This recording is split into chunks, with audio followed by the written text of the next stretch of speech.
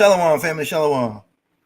Give me a 1 in the chat if I'm loud and clear. Give me a 2 in the chat if I sound like a robot, man.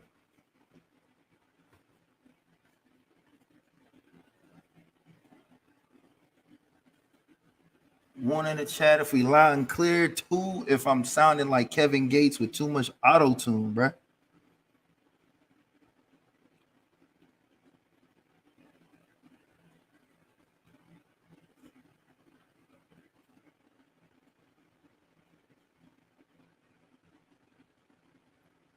Let me see. Let me see. We good? We loud? We loud? We go on to YouTube real quick and check. Let's see. We good? We loud? We loud? All right, bet. We loud and clear. We loud and clear. All praises. All praises. First and foremost, I want to give call halal Abinau Yahweh Baha Shema Mashiach Malak Yahweh Shai. This is your brother Mathathia Bamba Yamyan at SICARII DTX, SICARII D of Dub. Yachty will be on in just a little bit. You know what I'm saying? Jimmy Dose. We don't got anybody up in Grand Rapids, Michigan, but hey, you could be the first. You could be the first. You could build it up. You feel me? Let me see. Let me see if I can find the email. Let me see. So I know we got brothers over in Chicago. How far are you out from like Chicago and Detroit, Jimmy? How far away is that from you?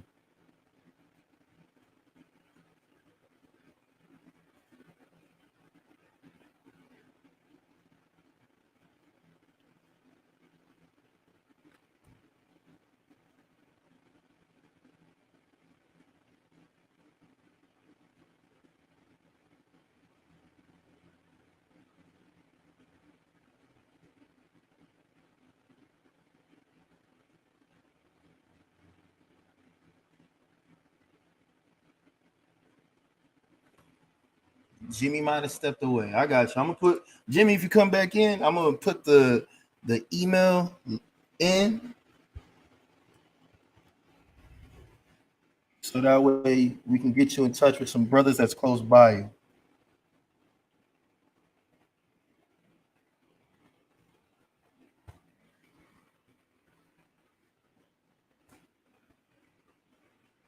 Boom. That's the email. Hit the email, man. We'll get you in touch with somebody, an officer in that area or in a neighboring state, man. All right. But y'all see the title. Y'all know what time it is. It's time for part 2 of this thing, man. Right? Don't worry. It's hilarious, man. It's absolutely hilarious, right? But again, if you haven't already, make sure to like, subscribe, share, donate if it's on your heart, man. Support the troops, okay? Support the troops.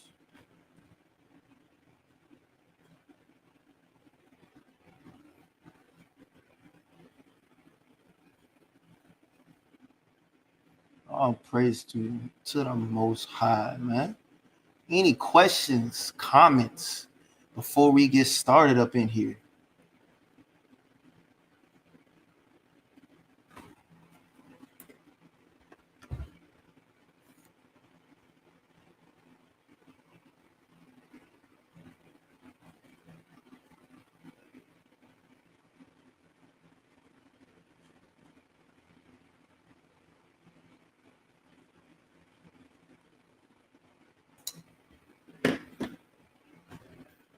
What? No questions? All right. Well, don't worry, y'all. We're gonna get started on this. It's gonna be hilarious. All right. It's gonna be as edifying as it can.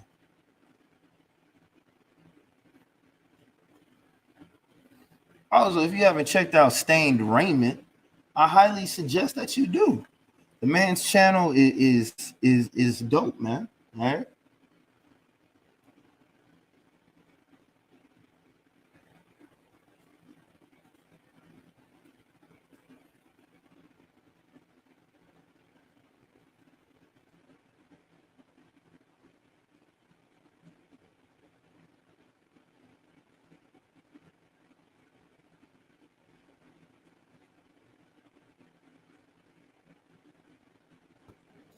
Shalom.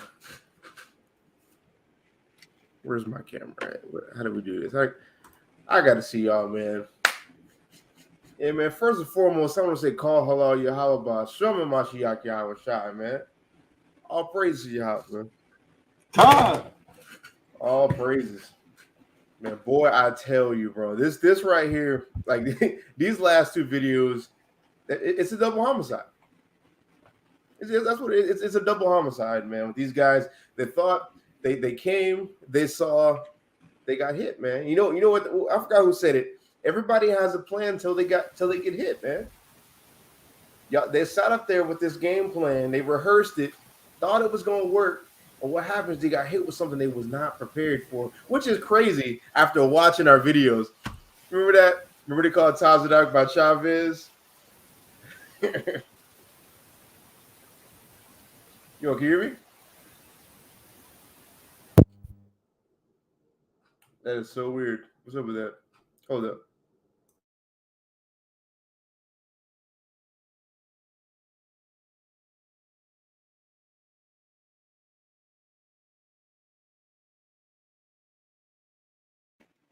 Can you hear me? Yeah, I'm good. Hey, can you hear me?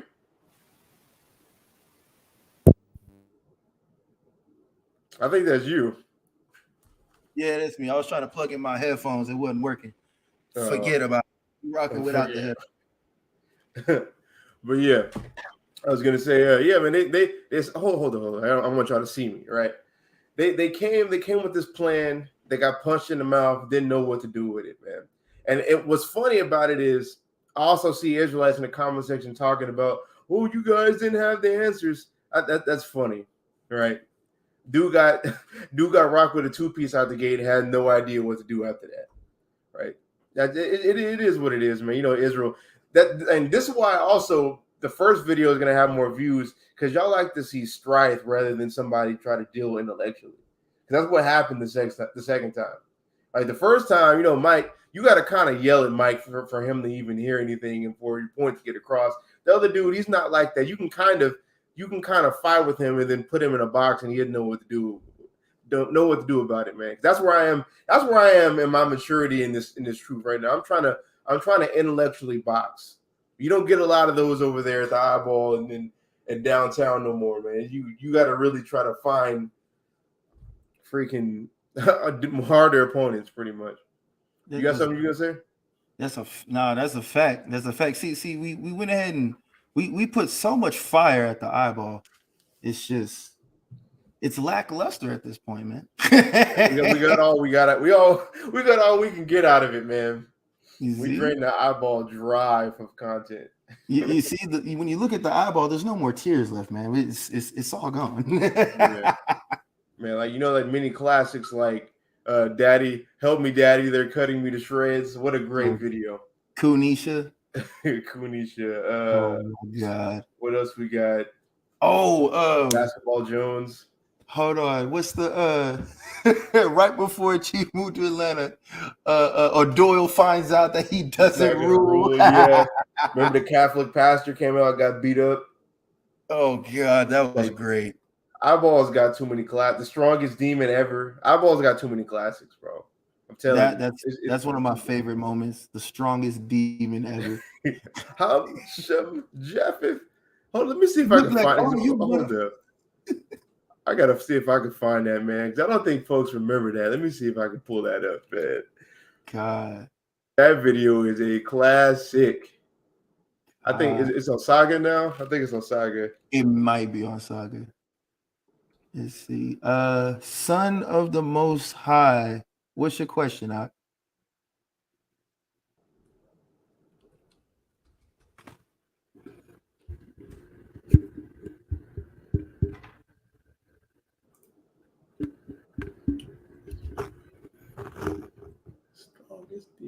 What about 1 Chronicles 2:34 through 35? Do you have a question about, brother?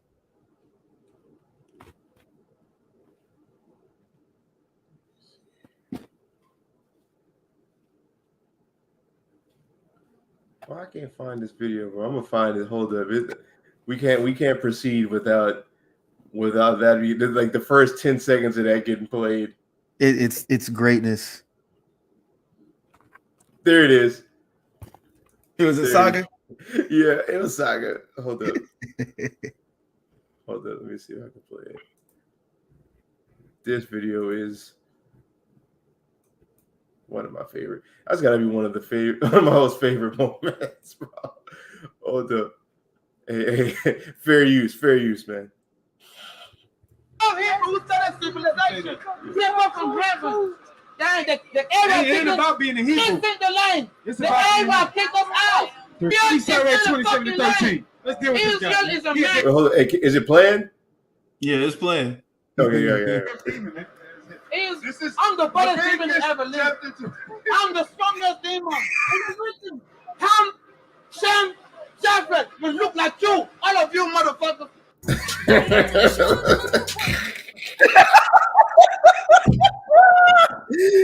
Ooh.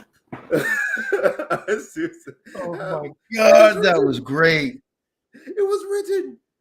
Oh See, my it's God. probably not as funny for other people. What did he say? He's the 400 and it's like 400. he said he was what, the 400 of David? Boy, it's crazy, bro. Every time we come up, every time we hold camp, somebody's always like, if they're going to be a reincarnation or something, it's either Christ or David. Y'all can't never be anybody else. Where's the reincarnation of Saul at, man? Man, that's a fact.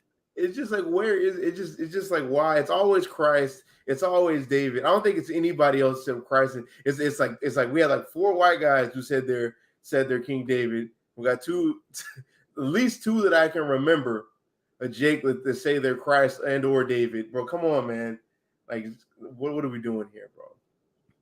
A whole bunch of nada is what's good on it there, man. It's crazy. Let's jump into this. He said, "They're not in jail, cause in the streets, yeah, I was lost, trying to be like all the hustlers. They don't tell you what's the cause." Last part of work. Mike. You talk over me. You can make the last point. But think about Hebrews 19. That's all I'm going to say. Next verse. Sub him out. Sub him out. Sub him out. I was so tired of Mike at that moment, bro. That's why the chant had to be started, man. I was so sick of him. I'm just like, look, man, I'm having a good time, but at the same time, man, I really want to talk to the other dude. Sub him out. Get him out. Sub him out. Sub him out. Sub him out. Sub him out. Sub him out. Because I talked to him before. He more. All right, so look, this is not what it is. You confront these guys with scripture. Let's go. 7:11 through 19. We understand that Melchizedek was not. What's his name though? Hold on, Professor. You see what he's doing? Because I watched his video. He's over there talking to the camera. See, they didn't do it with this, and they didn't do it with that. They didn't do it with this. Is you know why we couldn't deal with all that, Mike? Is because you wouldn't shut the hell up. That's why we couldn't deal with all that, Mike. We wanted to deal with Melchizedek. We wanted to deal with there's a change in the law, right? We wanted to deal with 1 Corinthians, whatever. What is it? 1st, 2nd Corinthians. We could have dealt with all that, but Mike can never stay on topic. He got beat up, man. We all saw what happened when Matthew 8 came out. It was a homicide. So you know what they do when stuff like that happens. The same thing. What's that guy chief debater yesterday? Freaking what's his name? Matt, the doormat, right? They got to start talking to their camera. They're going to go home and make their own video. That's what Matt does. That's what these guys do. They get cut up. They have that white pride to think they've won the battle for some reason. Go home and make their own video where they can't be cross-examined. That's what happens. And I don't see how y'all could get done like this. And I don't mean to take too much time on this. I don't see how y'all can get done like this, still think you won, and then just go home with that pride that I still have the truth. If you had the truth, why didn't it stand right there? If you have the truth, why do you have to talk over somebody? I can let you get your BS point off and then cut you with the scripture. You know why? Because we have the truth. The truth has made me free from y'all's dumb doctrines. Y'all should be able to do the same thing, but you can't. So now you got to talk to the camera.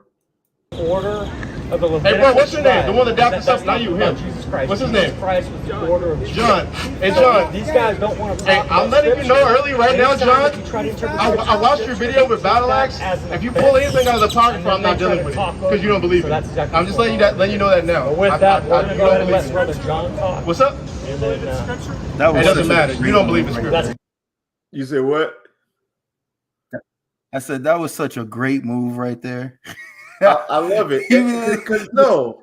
Because no. You see, go ahead real fast. I'm about to go. Because look, he was prepared. He put his stuff down. He got mic'd up. He was ready. The second you said that, you could see it in his face. He's like, I don't got nothing. I don't got nothing. Like, look, and it's such a great point. Like, why am I gonna deal with something that you don't even deal with, man? There's no point in that. There's no point in it. Like why? You don't. If you don't believe in scripture, you're not about to try to pull. You're not about to pull out of the Apocrypha and say, it says this. So Obadiah is wrong. Like this is why they do it. Because I've been watching. I remember because I've been in this for a minute. I remember about 3 or 4 years ago, I saw some Christians try to do this same tactic against Hebrew Israelites because they got hit with Obadiah. Let's go to that real fast. This is why I wanted you to go, because I'm about to just go for a minute. Right? Let me show you my screen real quick. Let me show where is. I need a tab of some sorts. I'll just make one. Oh, no, there's one right there. Wherever this is. No, that's not gonna. I don't know what's up with that. Hold up. Why am I having so many issues today? So many issues today. Looks like you got that Burger King Wi-Fi, man. I know you're not talking about anybody, bro. I know you're not talking about it. I put it on being in the boonies of Fort Worth over here, all right? Hey, man, nobody tell you have to be out there in Fort Worth. Hey, man, look, when I first got the spot, it was $900 a month for rent. All right, there's no way I could pass that up. Yeah, I don't know if I can pass that up either. I'm not going to lie. Is it? Why am my screen not loading? That's so weird.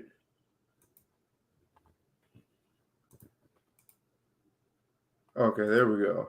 That took a long time. Okay, let's go. All right, this is what they do. Because Christians get jammed up in Obadiah.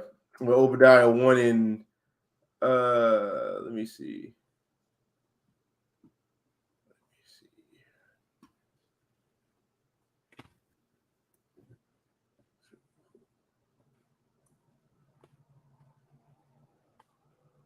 Not Obadiah. I'm tripping. I am tripping today. What you Malachi thinking of? 1.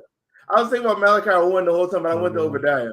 But it's the same principle, though. They get tripped up in Obadiah and Malachi, because where it says the Lord hates Esau, it says Malachi 1 verse 3. It says, "And I hated Esau and laid his mountains and his heritage waste for the dragons of the wilderness." Right? Because we'll pull that on them, because they'll say that God loves everybody. Right? So when Hebrew Israelites pull this verse out, like in Malachi 1 verse 3, it doesn't mean he actually hates Edomites or hates Esau. He just loves him less. And we know that based off of what y'all believe in Wisdom of Solomon chapter 11. And I was like, no, we're not about to pull out anything in Wisdom of Solomon chapter 11, because you don't even believe in Wisdom of Solomon. You don't believe in any of that. You conveniently want to say you believe in the historical factor of it, but you conveniently so you can pull that verse, and then when it comes down to trying to deal with it, as far as like what it says in it, you don't want to deal with it. So no, I'm not going to deal with it. But I want to do this. I'm going to show you y'all's methods they do, because I didn't want to deal with this there, because the whole purpose of him coming, like John, like because Mike came to go at us for the law, but John came to deal with us as far as soteriology or salvation, right? So he's been watching Hebrew Israelites for a minute. No, we go here, Malachi 1 verse 3, Romans 9:13. So they go to Wisdom of Solomon chapter 11, which is hilarious, bro. It's hilarious, because it really could get it. If you don't know the Bible like that, it really could get a Hebrew Israelite. It'll catch you off guard. let me see. Wisdom of Solomon chapter. Can you see that? Yeah, Wisdom of Solomon chapter 11, verse 23. This is where they started. It said, "But thou hast mercy upon all, for thou canst do all things, and winkest at the sins of men, because they should amend." Right? "For thou lovest all the things that are, and abhorrest nothing which thou hast made. For never wouldest thou have made anything if thou hast hated it." Right? You see that? See now, a Hebrew Israelite who isn't prepared for something like this, right? This would probably rock you. This would probably rock you. You wouldn't know what to do with it. It's like, because you'll have people like, okay, now I'm about to just start yelling over him now. But they're like, no, you don't got to yell over him. You got to pay attention to the context of what's going on here in Wisdom of Solomon, chapter 11. Really read. You got to read. But I'm gonna jump up this thing to get the context of what's going on right here, right? So I'm gonna start at verse 17. It says, "For thy almighty hand that made the world of matter without form." So context going into verse 20, 23 and 24 is talking about creation, like the whole philosophy behind the creation of which we see, the creation story which we see in Genesis chapter 1. That's what's going on. That's what he's accounting right here, right? Going all the way to the point where men are created and the Lord's showing grace on certain men, and he created people. And I'm gonna give the answer away right here so I can move forward. He created entities and people for their specific purpose. He created Israelites to be the vessels of righteousness, the chosen people, the elect, and everybody else to be side characters. And he created out of the side characters, he created a specific nation who are going to be the bad guys for that purpose. Right? I'm gonna read this verse and then I'm gonna explain that with precepts. Wisdom of Solomon 11, verse 17. This is, "For thy almighty hand that made the world of matter without form, wanted not means to send among them a multitude of bears or fierce lions." I was going into creation, entities, creation, animals, human beings, all the way to at the end of that, going into human beings and their specific purpose. Now, I'm gonna go to Proverbs, same author, Proverbs 16. We're gonna elaborate. I think 16:4. Right? It says, "The Lord," Proverbs 64, "the Lord hath made all things for himself, yea, even the wicked for the day of evil." Right? Because we see the Lord, he does everything. He wrote the script. He's a person who created the elect. He created the Israelites. He created the world without form. He turned a world without form into it existing and having form, and people to exist on it, animals to exist on it, there to be sea, everything that we see creation, right? He created a certain people to be a chosen people, and he had a certain people to be of the wicked. That's who they are. And you see that being played out in Malachi chapter 1, verse 3, where it talks about he hates Esau, and they're the border of wickedness. They didn't just become the border of wickedness. The Lord chose them to be that before they were even born. So when wickedness has to be carried out by the Edomites, he created the Edomites, his chosen tool for destruction, to do that. That's why it says, even even the wicked for the day of evil. That's what he created them for. They're good for their purpose. Even the other translations of Proverbs 16, verse 4. Let me see. Yeah, the ESV, right? Is that vocab and other apologists' favorite translation. "The Lord has made everything for its purpose, even the wicked for the day of trouble." It's the same thing. Day of trouble, day of evil, purpose. He created everything for its purpose, right? So he created the Edomites. He created this great tool of destruction, right? It's the so-called white man, the European man, the actual Edomites. He created this tool of destruction, right? And nobody can even reach that level of wickedness, but he created these people to do that, right? He saw that it was good, and I can use this for the day of evil. If he hated it, he would have just rejected it and just created another thing, like another nation, kind of like the Edomites, to be even worse than they were. But he saw that they could fulfill his purpose. And you see the Lord controlling things throughout the Bible. Or it talks, I think that's Jeremiah 10 or Jeremiah 16, where it talks about how a man can't control his steps, right? Even let me find that. I need that because that's a really good one, right? It's there's like 3 precepts I want to hit.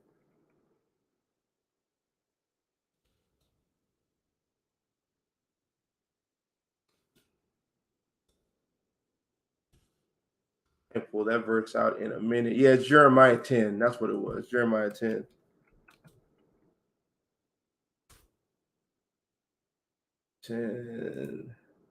I want to read it in the Amplified, though.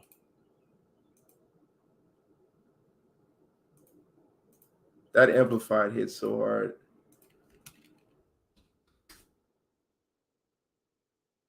Yeah, Jeremiah 10, verse 23. It says, "O Lord, I know that the path of life of a man is not in himself. It is not within the limited ability of man, even one at his best, to choose and direct his steps in life." All the Edomites walk after the blueprint that was laid out to them by their forefather Esau. They all have that spirit of Cain. They all want to kill their brother. They all want to destroy the earth. They all have pride in them. The Lord created them to be that way. So even if they wanted to try to repent from it, they can't, because it's beyond the limited scope of their power, like you see in Jeremiah chapter 10, verse 23. He created them to be wicked. That's their lot in life. Just like our lot in life is to be the chosen. Right? So let's go back to, what did I want to get? Romans 9. Right?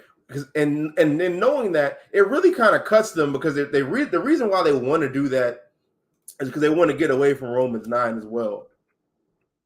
Like, Romans 9 verse 13, it said, "As it is written, Jacob have I loved, but Esau have I hated."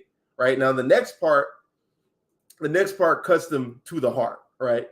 And it also proves that God doesn't love everybody. It also proves that God has a chosen people, right? Starting at verse 1 proves it all the way up to that point. But this next part, there's no way you can sit here and say that God loves everybody and wants everybody to repent if you just read this going all the way to 23, which they try to corrupt. So let's read that. It says, "What shall we say then? Is there unrighteousness with God? God forbid. For he saith to Moses, I will have mercy on whom I will have mercy, and I will have compassion on whom I will have compassion. So then it is not of him that willeth," it's not the person, let's say you want to, like, it's not him that willeth, "nor of him that runneth, but God that showeth mercy. For the scripture saith unto Pharaoh, even for this same purpose," right? Because remember, he created everything for his purpose. "Even for this same purpose have I raised thee up, that I might show my power in thee, that my name might be declared throughout all the earth." That's why Pharaoh rose up into power. He did all this, Egypt just in general, Pharaoh being the king of Egypt, right? Egypt and Pharaoh rose up into this power to be this mighty power, just so he can enslave the Israelites and the Lord destroy and judge Egypt, to where his name gets dispersed everywhere. Who was the people who what was the name of that God that destroyed Egypt? What was the name of them people and their God that judge Egypt and got up out of there? Oh wait, that was Israel. That was Yasharallah and Yahweh. Yahweh did that. The whole world knew who he was after that. Right? That's what happened there. So just like how I said before, everything was created in its purpose. Everything is good for what it's for. That's why God created it the way it is. So I'm going to read that again. We're going to keep going. "For the scripture saith unto Pharaoh, even for this same purpose have I raised thee up, that I might show my power in thee, and that my name might be declared throughout all the earth. Therefore hath he mercy on whom will have mercy, and whom he the King's English, man, and whom he hardeneth," right? Just like how he hardened Pharaoh's heart. Because you see in Daniel, I think that's Daniel chapter 4, "the Lord ruleth in the kingdom of men," right? His power and his spirit came upon Pharaoh to harden his heart against what Moses and the Lord was saying, to the point to where this judgment had to get brought down on him. That's what had to happen. It says, verse 19, for thou wilt say then unto me, why doth he yet find fault? For who have resisted his will? And that's a rhetorical question, because nobody can resist the Lord's will. We already seen in Jeremiah chapter 10, it's not in our limited ability as a man to even fight against the will of the Lord. Verse 20, it says, nay, but O man, who art thou that repliest against God? Shall the thing formed say to him that formed it, why hast thou made me thus? And that's what the Edomites do. That's what, and that's what a lot of Christians do. That's what a lot of Christians do, right? When we tell them, okay, you're not the chosen people. It doesn't matter if you believe in Christ. He only died for the chosen people. He comes out of the chosen people. He was shown to God's chosen people to give them a revolution, to give them a Messiah, and give them an example to follow after. When we tell y'all, oh shoot, all praises, man, Barak Atah, right? I really want to finish this point real fast though. Barak Atah to you, Maccabees, right? Now, back to this point that I was making real fast, right? It says, who are thou to reply against God? That's what Christians do. They can't just accept the fact that they're not God's chosen people. They can't accept the fact that this word was only shown to God's chosen people. They want the blessings. They see, when you read in Deuteronomy 28, verse 1, all the way to verse 14, you see all the blessings Israel's going to get. You see in Genesis 12 and the various parts where the covenant is renewed through Abraham and his descendants, Abraham, Isaac, and Jacob, and passed down to Jacob's descendants, the Israelites. You see all these good things and what they're going to get in the kingdom. They psychologically know that this is going to happen. As much as they want to be atheists, Satanists, they know eventually the first shall be last and the last shall be first. They psychologically know that, right? So them as a people try to gravitate to our promises and try to take them themselves. But when they do that, they're replying against God, because God made them to be the vessel unto destruction. And it says it in this verse, in this chapter, actually. It says, nay, but O man, who art thou that repliest against God? Shall the thing formed say to him that formed it, why hast thou made me thus? Have not the potter power over the clay? Who's the potter? The Lord. Who's the clay? Everybody. We're all made of that clay. He took the world that was full of just matter, right, and formed it into something. That's an example of him being the potter, and in existence as we know it, being the clay. He formed it the way it is. Is to have not the potter power over the clay of the same lump, to make one vessel unto honor and another unto dishonor. And that's what the Christians are. They're the vessel unto dishonor. As much they want to say, oh, I'll repent, I believe in God, oh, I y'all should get reparations. You don't believe that. You get to walk around in America like everything's okay. You get to walk, be born with a damn 800 credit score. You get to walk around like you are like you are God's chosen people, to be honest. Like God has chosen y'all to have superiority over everybody. And you've fooled yourself and you've replied against God by trying to take hold of his covenant. That's what you've done. Right? Because even looking at this word, let's get a few precepts before we finish this part. We ain't even got that far in the video yet. Yeah, Psalms 147, verse 19 is, he showeth his word unto Jacob, his statutes and his judgments unto Israel. He have not dealt so with any nation. And as for his judgments, they have not known them. Praise ye the Lord. Praise ye Yahweh, they haven't known them. He's given them to us. He didn't give them to y'all. We'll read this to a Christian, and it'll literally, well, I ask them, what does it say? Oh, well, he showed the Bible to the Israelites. I said, so is the Bible for you? Yes, that's what they do. You're replying against God when you do that. And then I'll turn around and say, okay, right? You psychologically know what you said was false. So did Christ die for you? They'd be like, yes. Is Christ the word made flesh? Yes, right? That's what they'll say, which is funny. Because how can the Lord only show his word unto Israel, But you can say Christ died for you, but Christ is the Word made flesh. Let's get that in John. But you have something you want to say real fast? Oh, no. You already covered it. Look, Drew beat me to it. Because Paul said. You talk about Paul, the least of the apostles. You talk about Paul, the person who persecuted the church. You're talking about Paul who got rebuked after teaching things that Peter and the other elders didn't want. You talk about that guy? Oh, okay, yeah, that guy said it. Is he your Messiah? That's you might as well just say it. Let's be honest, that is your Messiah. They might as well. But I'm going to use the verse that they pull. But before I do that, I want to show, what is that? The Word made flesh. Yeah, this is John 1:14. It says, "The Word was made flesh and dwelt among us." Who did Christ go to, Mathathia? If I'm not mistaken, he went to his own, the nation of Israel, if I'm not mistaken. I believe an angel told Mary that she shall have a son, and she shall call his name Yahushua, and he will save his people from their sins. If I'm not mistaken, I believe that's Matthew 1 and verse 21 for that book chapter verse. And that's the answer to that. That's the answer to that. The Word was made, because we already pulled the precept in Psalms 147, right? The Lord showed his word to Israel and nobody else. Christ is the Word made flesh. The New Testament wasn't created yet. When this is happening, right? We're seeing in John chapter 1, the New Testament wasn't created yet. So he embodied, what was that?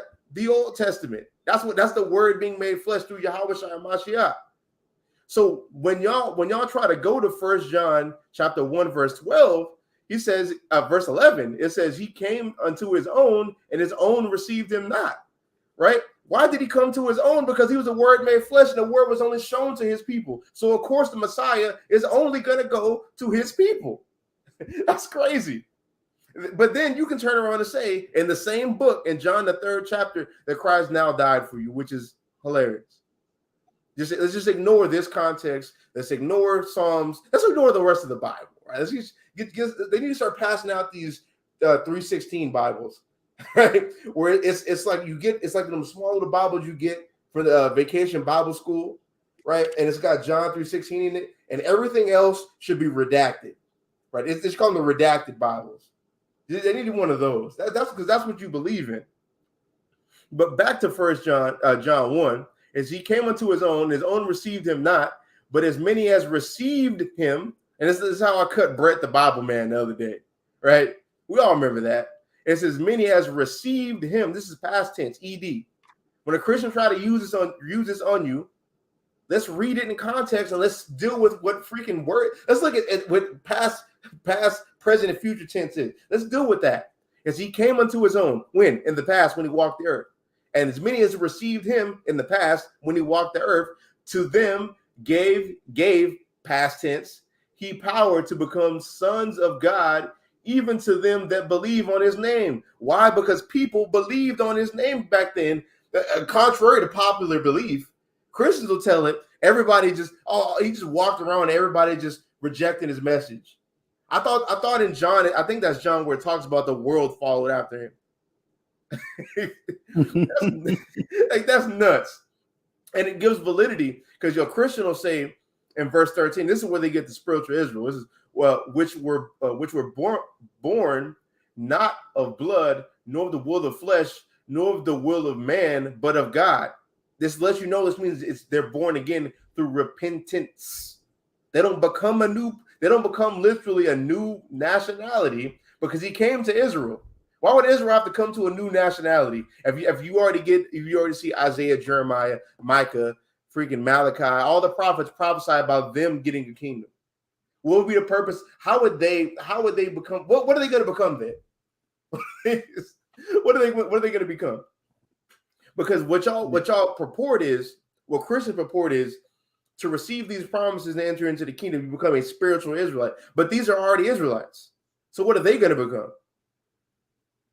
And you know what? No, how about this, Matate? Watch this. You know what, Christians? You're right. You're right. They become spiritual Israelites because Israel starts keeping the law again through their repentance, and they become spiritual just like the law is, just like how their Messiah is, right? See, that man, that's after the inward man. Yeah, the inward man. The inward man. Romans 7:14, it says, "For we know that the law is spiritual, but I'm carnal, sold under sin." Right? We know the law itself is spiritual. We also see those who are born of God, 1 John 3, verse 8 through 9. It says, "Those who are born of God do not transgress the laws." I'm paraphrasing. We can all go there. I pull this all the time, right? So when they've been born again and born of God, they start keeping the laws again. They start keeping the law. They become spiritual, just like the law. So yes, they become Israelites, become spiritual Israelites. You're correct, but not in the Edomite becoming a spiritual Israelite. That's not the case. Edom, you even see in the Zondervan. Oh, hold up. You even see in the Zondervan Bible Dictionary about Edom. It says Edom's the only nation. I think like the only nation that never got anything promised to them as far as like mercy, and they're for future judgments in the future. You seen this crusade they have now in the Zondervan Bible Dictionary? No, I've seen that. There is just a lot of Christians trying to just say, "Oh, the person who made this, the family who made this, these people don't know what they're talking about." I said, "Okay, now they don't know what they're talking about." You know, it's funny. These Edomitical Christians always got to say that the black man don't know what he talking about. You see what I'm saying? Every time, but here's the thing. Anytime we come up with a source, how come every time we come up with a source, right, and cite it the same exact way y'all do, for some reason, whatever source we pull, it has to immediately be discredited. But y'all could just pull something out there. Well, this Harry Rosenbaum said this in 19 something, so that means it's true. Y'all get to do that. Y'all get to do that. Nobody challenges it. If you challenge it, you're now anti-Semitic. That's what y'all do. And you know what that's called? You know what that's called? Right? If I'm not mistaken, it's called "I'm white and I say so." I'm white and I say so. If I said that you're wrong, you're wrong. You colored man. That's what they do. That's what it is. But bringing it all the way back, right? Bringing it all the way back to Romans. All the way back to Romans. We pulled a lot of precepts, got away from the original point.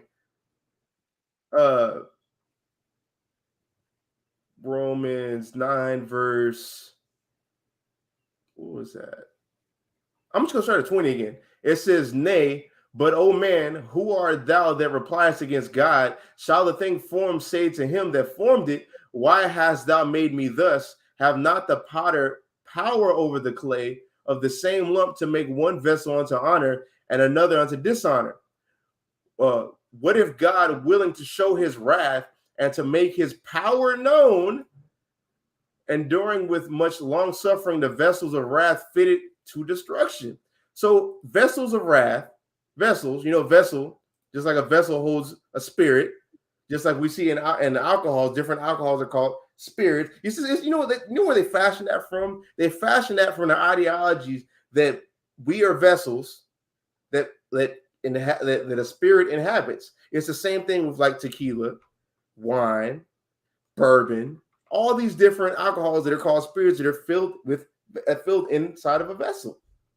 Right? So these vessels, these humans are fitted to destruction. They're fitted. You got sized up by the Lord. You got sized up by the Lord for destruction. That means he's always had a plan for them to be destroyed. This is the damn man of perdition right here. As you see, it was at 2 Thessalonians. I think that's 2 Thessalonians about the man of perdition, the man of sin, where they get the Antichrist chapter, right? This is the man of sin right here, which is conveniently enough the setting of the context is God loving Jacob and God hating Esau.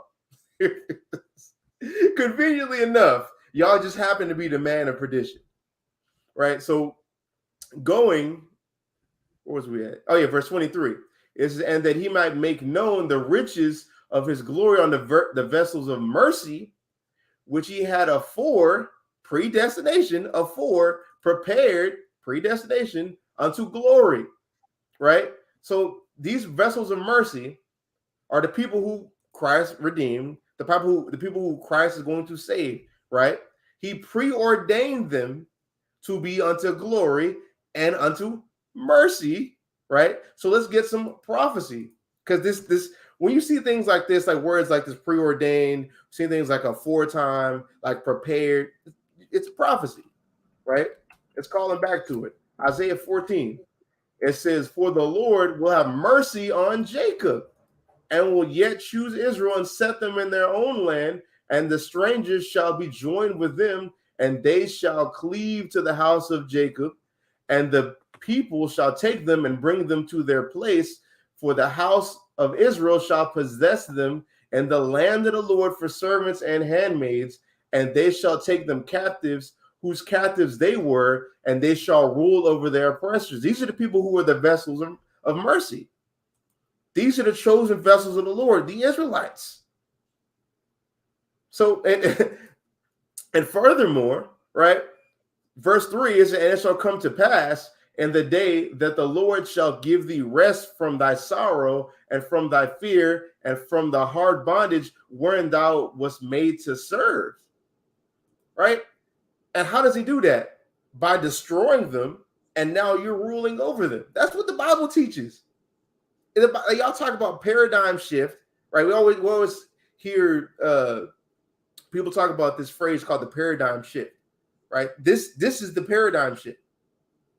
The first that shall be last, and the last shall be first. This is that paradigm shift, where the people who fitted unto destruction, for the people who've been captive, for the people who's been captive, ruling over their captors.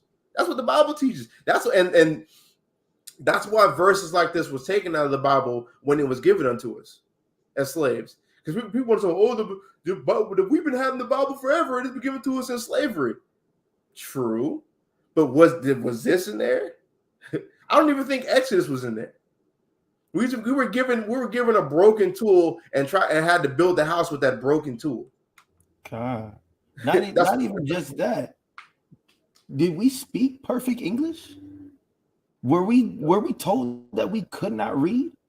So if you hand us a book that belongs to us written in a language that we do not understand, but we're forced to speak, and we're told that we can't read, and if we read it, we die, and then you present us with this book, are we really going to think that it's our book? Mm-hmm. And could you imagine as, and you know, I just thought about this point until right. I didn't think about this point until right now. If we had the Bible, and I'm going to say this next time we're on the streets, if we had the Bible, we're like first, second, even third generation off the slave ships. Could you imagine reading Deuteronomy 28:68 and how hard that would hit? Man, like, oh my God, this is us. We would be saved already. We'd have been saved already. But we've been given the Bible. Could you imagine being first, second, or especially first generation off the ship, and you got read Deuteronomy 28:68? You're going to go into Egypt with ships and get sold for bondmen and bond women. Damn, I just came off the auction block like yesterday. Look, man, we didn't have this book, bro. Stop it. Like it's so many cop-outs that people be doing. It's too many cop-outs. You're not gonna put me under that law, man. Yeah. I wish we had that on camera. You're not gonna put me under that law. I wish that was one of it was funny and sad at the same time, bro. Like this man with tears in his eyes after camp was yelling at us saying, "You're not gonna put me under that law. You're not gonna do it." I mean, it's funny Again, but eyeball like classic. Damn, bro. No, that happened at the eyeball. That happened at the eyeball. That happened. No, that did. That wasn't with the eyeball. That was when we had that Unity camp with Battle Axe in South Dallas. Because I had them two braids.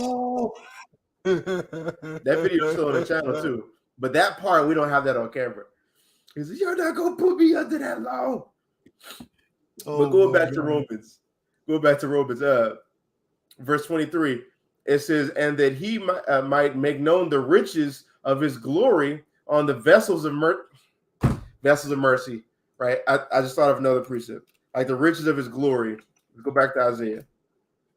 Right? It says, arise, shine, for thy light is come, and the glory of the Lord is risen upon thee. This is about the Lord glorifying Zion. Right? So you see in the prophecies about somebody who's prepared aforetime, right? Getting mercy. You see that Isaiah 14, who's going to get mercy? Israel. It's about the glory being given unto him. You see it in prophecy, Isaiah 60. The glory is rising upon us. Right? And I'm not going to go too deep in this chapter because it gets brought out in the video if we ever get to it. If we ever get to it, right? But Romans 9, verse, where was we at? Yeah, verse 23, it says, they may make known the riches of his glory on the vessels of mercy, which he had afore prepared unto glory, even us whom he have called, not of the Jews only, but also of the Gentiles, right? And this is what's funny, because like a Christian will pull this, see, it says the Gentiles, but y'all y'all talk about this all the time. You know about this. Why? We pick up books, we read media, we're on our phones. It's constant reading. We know how we know how reading works, basically the techniques and common practices of how we're supposed to read things and a reading comprehension. And Romans chapter 9, verse 24 says, even us. Who is this us? This is Paul writing to the Romans, even us. So me and you, right? Even us, whom he have called. You see in Isaiah, was that Isaiah, I think 42, Isaiah 44, Isaiah 45, where it talks about Israel is called.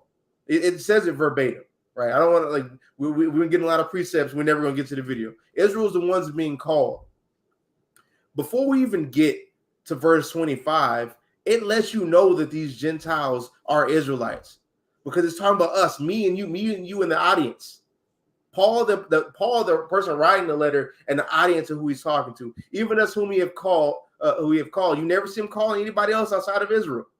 Not of the Jews only. And what could he possibly mean by the Jews? Those in Judea, practicing jewelry. But it says, but also of the Gentiles. Who does Paul call Gentiles? And a lot of parts in his epistles. Romans, Colossians, Corinthians. We see inside of these epistles and through the type of terminology he uses, that the only way it could work for these people to be the only way it could work for what the prophecy says, for what the law says, for all that to make sense going into Paul's epistles, the people who he's writing to has to be Israelites. So before we even get into verse 25, the Gentiles there have to be Israelites. And then it makes more sense, and he brings clarity to it in verse 25, where it says, as he saith also in Hosea, same thing. I will call them my people, which were not my people, and her beloved, which was not beloved. Let's read Hosea real fast for the people in the back who don't know about this cut. I want to start, we can just get the cut, all right? It says, Hosea 1 and verse 10, yet the number of the children of Israel shall be as the sand of the sea. Context, children of Israel. This isn't everybody. It's a which cannot be measured nor numbered, and it shall come to pass that in the place where it was said unto them, ye are not my people, right? What does it mean to not be God's chosen people? You're called something else. The people in Rome were called Romans. Paul was called a Roman. Was Paul's actual bloodline nationality of Rome? No, he was an Israelite. The Corinthians, you see where it says in 1 Corinthians 10, brothers, I don't want y'all to be ignorant that y'all have the same forefathers I do when we passed through the sea, when we were baptized unto Moses. That wasn't everybody. In Galatians, the 3rd chapter, it talks about the law was our schoolmaster to bring us unto Christ. If these were Edomites, right, like how y'all purport, like Caucasian people, or even a mixture, If you want to go with that understanding, how could the law be their schoolmaster if they were never given it? They were called something. These Israelites were called something that they weren't. They were not called God's chosen people. So it says in the place where it says in the place where it was said unto them, ye are not my people, there it shall be said unto them, ye are the sons of the living God. You're coming back to your nationality. And that's through Christ. And it explains it in verse 11. It says, then shall the children of Judah and the children of Israel be gathered together and anoint themselves one head. That's talking about Christ. And they shall come up out of the land, for great shall be the day of Jezreel, the planting of the Lord. That's what Jezreel means. So the fulfillment of what Paul's talking about in Romans 9 is the fulfillment of Hosea 1. That's not talking about all people. And we've already proved that with verse 24 before we even got to verse 25. Christians think they really have something, right? Like it be killing me when Christians think they have something in Romans 9, verse 24, because you see in the earlier in Romans 9, verse 4, it says, who are Israelites to whom pertaineth, and pertaineth is in italics right there, which means it doesn't exist. This word is an addition in the King James, so it makes it make more sense. Every time you see italics in the King James Bible, that wasn't there in the Hebrew or the Greek. So they added that in there in the English so things made sense. But let's just pretend that we don't see pertaineth there because it doesn't exist in the first place. It says, who are Israelites to whom the adoption, right, Christ's death, right, and the glory and the covenants and the giving of the law and the service of God and the promises, whose are the fathers, of whom concerning the flesh Christ came, who is over all, God bless forever. Amen. How can you read this? Even having pertaineth in it. You read this, see how selective it is. You see how non-inclusive this is. You see how this is ethnocentric around the Israelites, and then have the unmitigated gall to now create a contradiction in the same chapter, 20 verses down. But Hebrew Israelites, we don't know the Bible, though. That's crazy. Now, going back to Romans 9, verse 25, is, and he saith also in Hosea, I will call them my people, which were not my people, and her beloved, which was not beloved. And it shall come to pass that in the place where it was said unto them, ye are not my people, there shall they be called the children of the living God. Same thing Hosea says. Now, to prove it, now to basically like to close it up in the letter and put the stamp on it and put a seal on it, that's verse 27.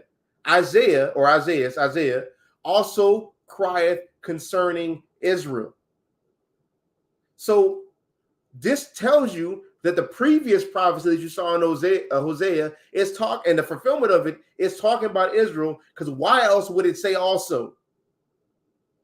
They both were talking about the same thing. A Christian isn't going to, as a Christian, you can't even argue with that. You have a little leeway in verses 25 and 26. You have a little leeway to play, but you see in Romans 9, verse 27, Isaiah also crieth concerning Israel, though the number of the children of Israel be as the sand of the sea, a remnant shall be saved. You can't argue against that. That's Israel. So if that's Israel, and this is also being correlated to the last prophecy in Hosea, that means the fulfillment of Hosea 1 and Romans chapter 9 is Israel being the vessel chosen for mercy, chosen for salvation. And that's the way the Lord set it up. That's Romans, starting at Romans 9 and 14 all the way down. That's a breakdown of that. Everybody has his purpose. Everybody has their part to play in this. The Lord chose us to be the vessels of mercy, chose us to be glorified aforetime, right, through his divine election, and chose everybody else to be side characters. And the Edomites chosen to be the wicked characters. And the Lord thought it was good. So when you get going all the way back to Wisdom of Solomon 11, right, that when the Lord wouldn't have created something if he hated it, right, this is talking about him in creation and good for its purpose. That brings us all the way back to Wisdom of Solomon 11. That's that point. And if we're dealing with a Hebrew Israelite, I would have broke it down like that. But if you're a Caucasian Christian, right, a vessel of wrath fitted for destruction, why would I even debate this with you? Because I could go through all that just for you to say, well, it's not scripture anyway. But no, here come y'all Hebrew Israelites. Yachty doesn't have the answers. Yachty's trying to run away from stuff. No, I'm not dealing with shenanigans. That's why I told him, you go in your 66 books with that you think are canon, and you argue out of those. That's what you do.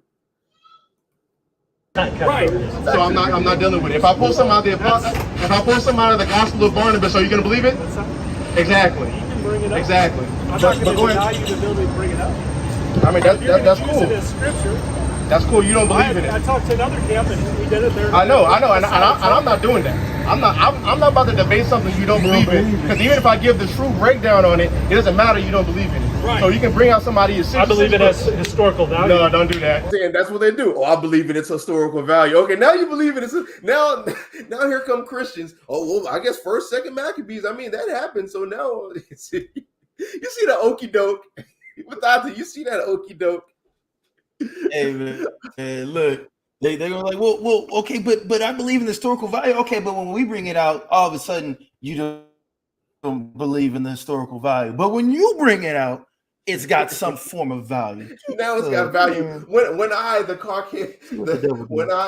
the Edomite full of caucasity brings it out, now it's okay. When you want to know when it really had value? What's up? It had value for the white man when they did a special episode of this on the Rugrats, where they called it the Maccabees. I forgot about See that, man? The Maccabees. Hey, you know what? Let's pull something out of the Apocrypha. Since you say you believe in it. Hey, look, but they went into it though. Hold on real fast. Since he says he believes in the historical value, let's pull something out of there for him. Let's pull something out of Second Ezra. Right? Because we see this happening, right? It's Second Ezra 6, verse 9. It says, for Esau is the end of the world, and Jacob is the beginning of it that followeth. Man, we got next, bro. We got next. Y'all can even see it. I'm reading it again. Matter of fact, I'll do y'all even one better. I'll do y'all one better. Let's read this in the CEB. Let's see what the CEB got to say, man.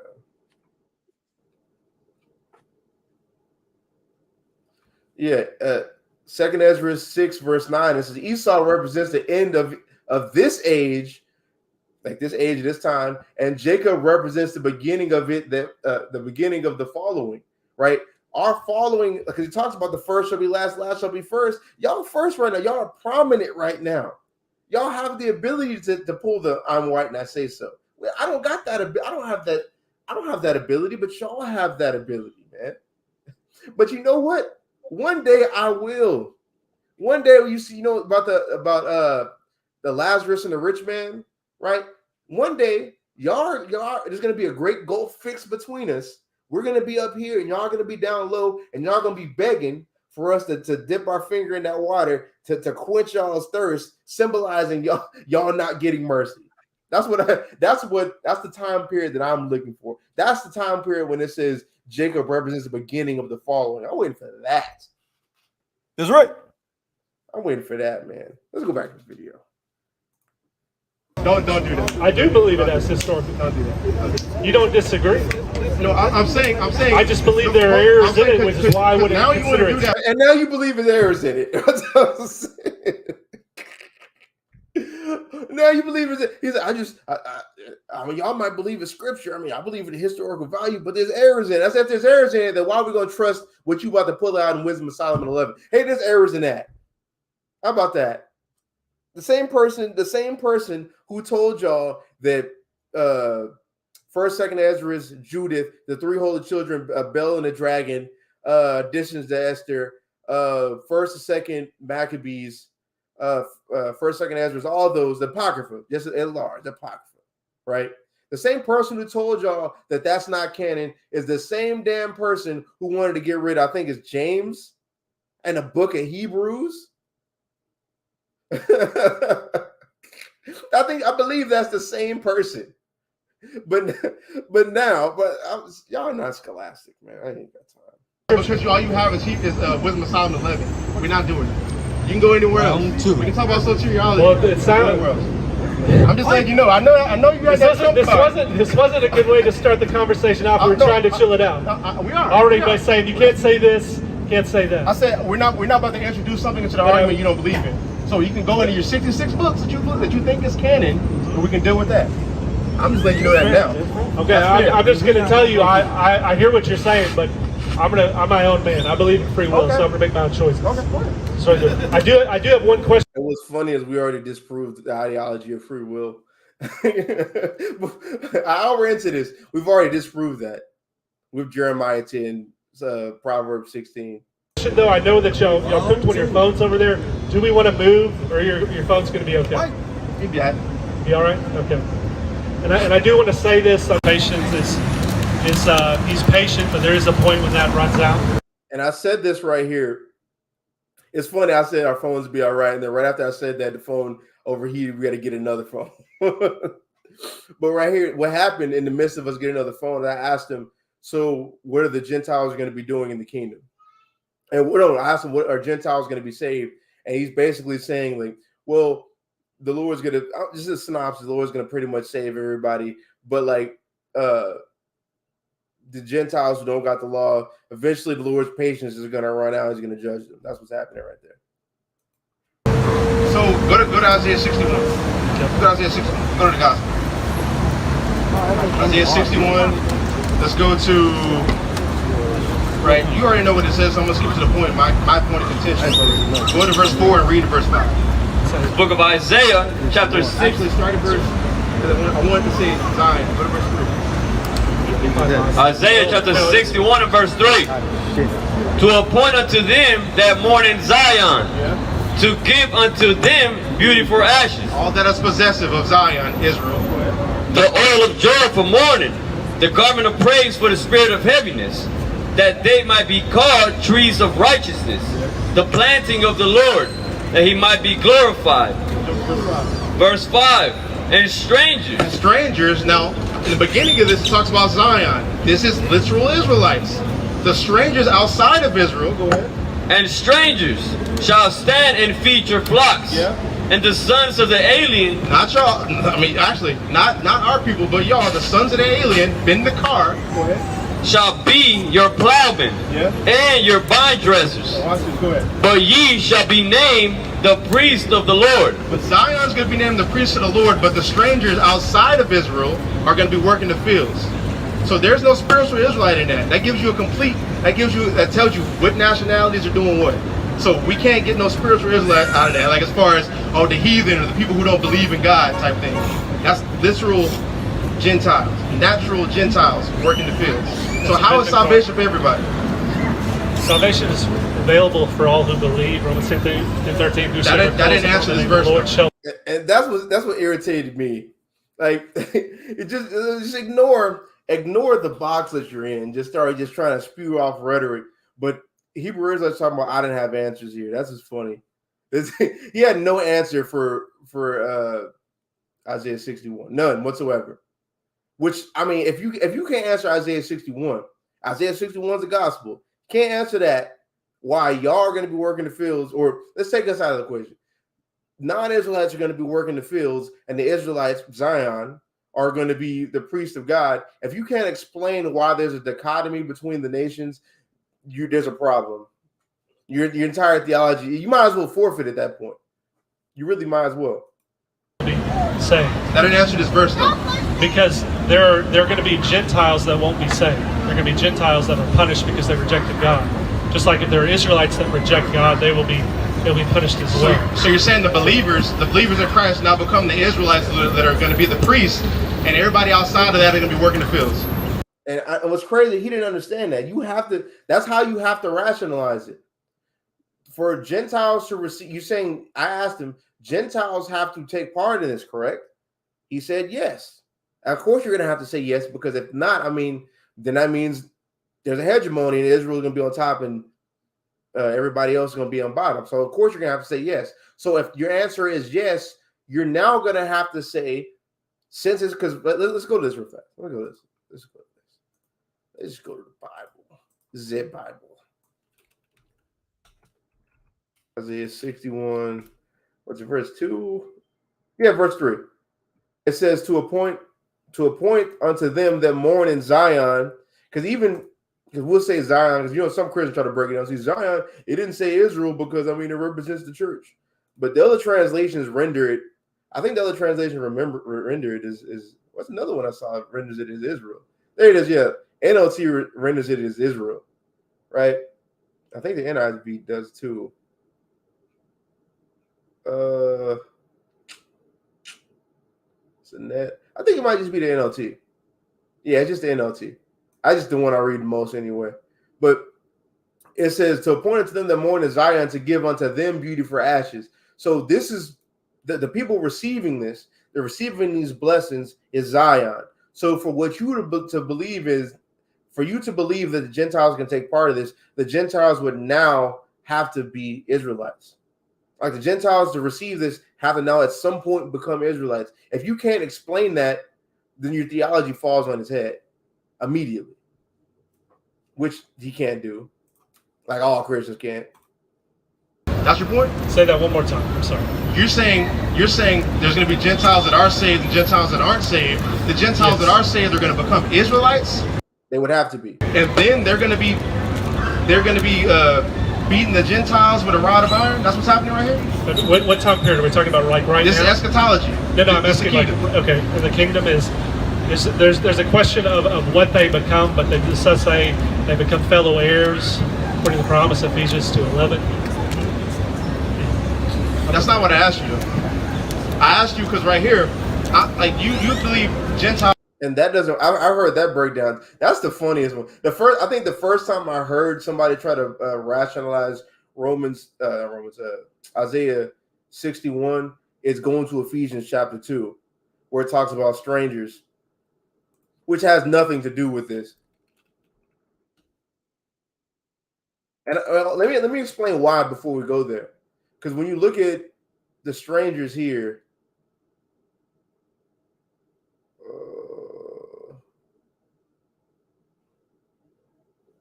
Yeah, right here. And the stranger shall stand and feed your flocks. When you look at this word for stranger right here, was it stranger? Was it right here? Was it this one? Stranger shall feed your flocks. Which one was it?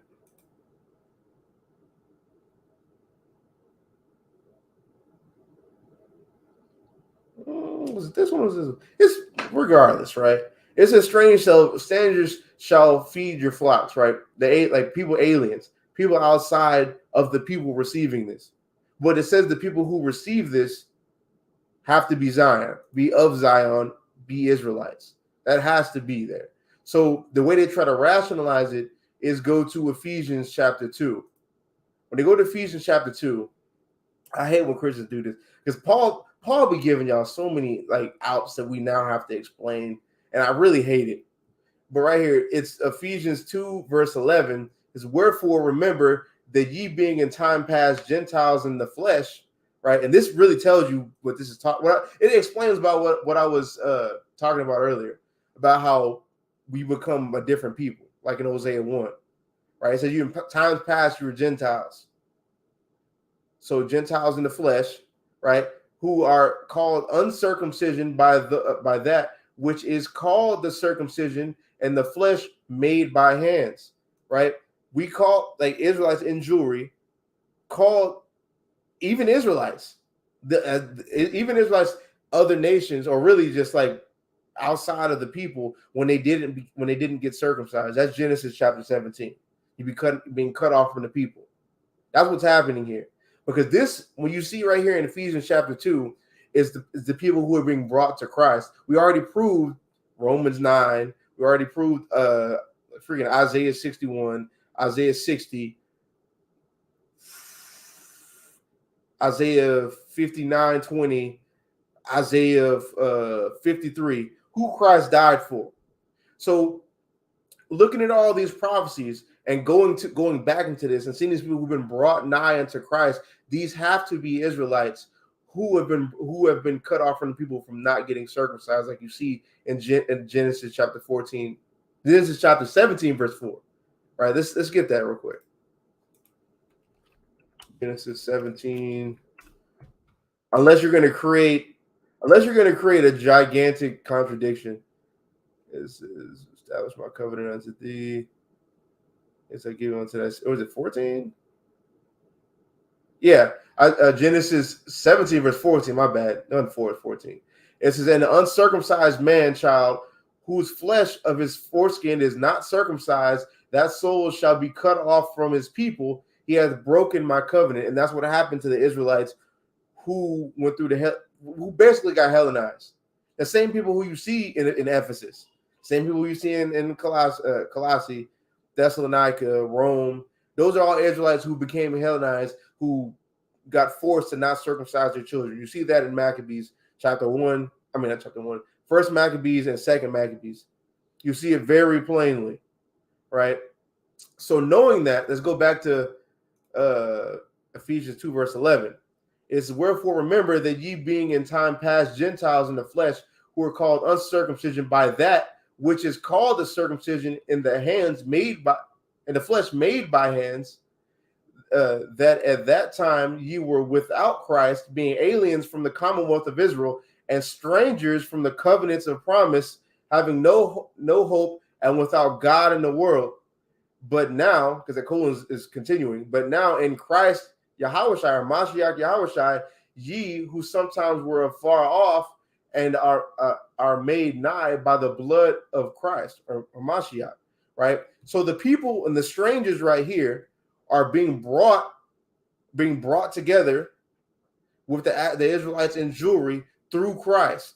So if we see in Romans 9, we see in Isaiah 53, we see in Isaiah 59, verse 20, Isaiah 53, all these prophecies pointing to Israel being saved, the Redeemer going to them, the suffering servant dying for them, all that pointing to Israel. The only conclusion we can make off of these strangers is that they are Israelites, unless you're going to create a contradiction in prophecy.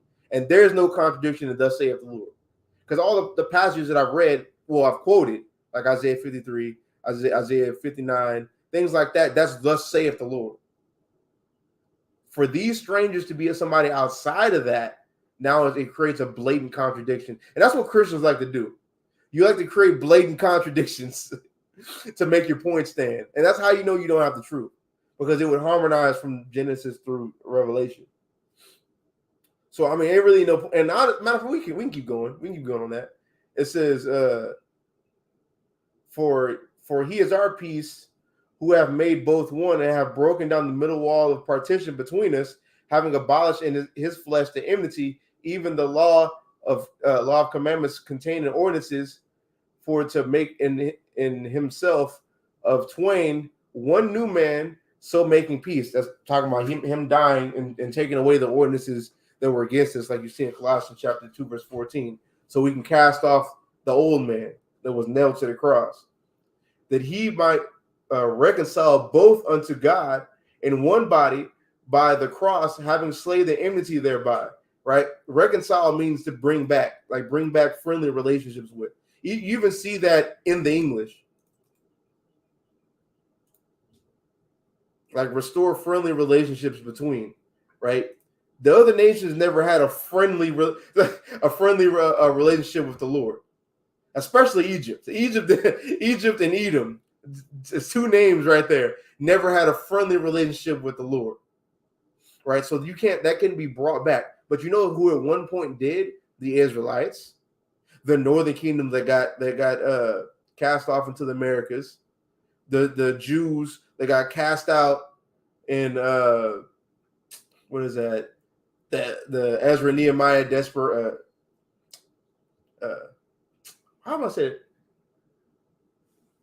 Desperate. How did I forget that word? Madate, what's the word I'm thinking of? Diaspora. That's what it is. That's what, diaspora. I don't know how I forgot that word, bro. Dispersion, scattering. The scattering, right? During Ezra's time and through the Hellenization. Those are all originally Israelites who stopped circumcising themselves and start calling out themselves after other nations. They originally had good relationships between the Lord. Them as the people with the Lord. These are the people who've been reconciled back to the Lord through Hamashiach Yahushua, who've been brought near. So what Paul's talking about right here in Ephesians chapter 2 has zero to do with what's going on in Isaiah chapter 61. That's you just trying to grasp at straws because it says the same word in English. That's all that's happening there. So let's go back to Isaiah 61. Really, right? Honestly, we can keep going with the video because he's going to have to answer that. Gentiles can be part of this, correct? In Isaiah 61, correct? You're asking, can Gentiles be believers as part of the kingdom? Yes. Okay, right. So they become Israelites because this is talking about Zion. So you're saying those believers and Gentiles can become Israelites? Okay.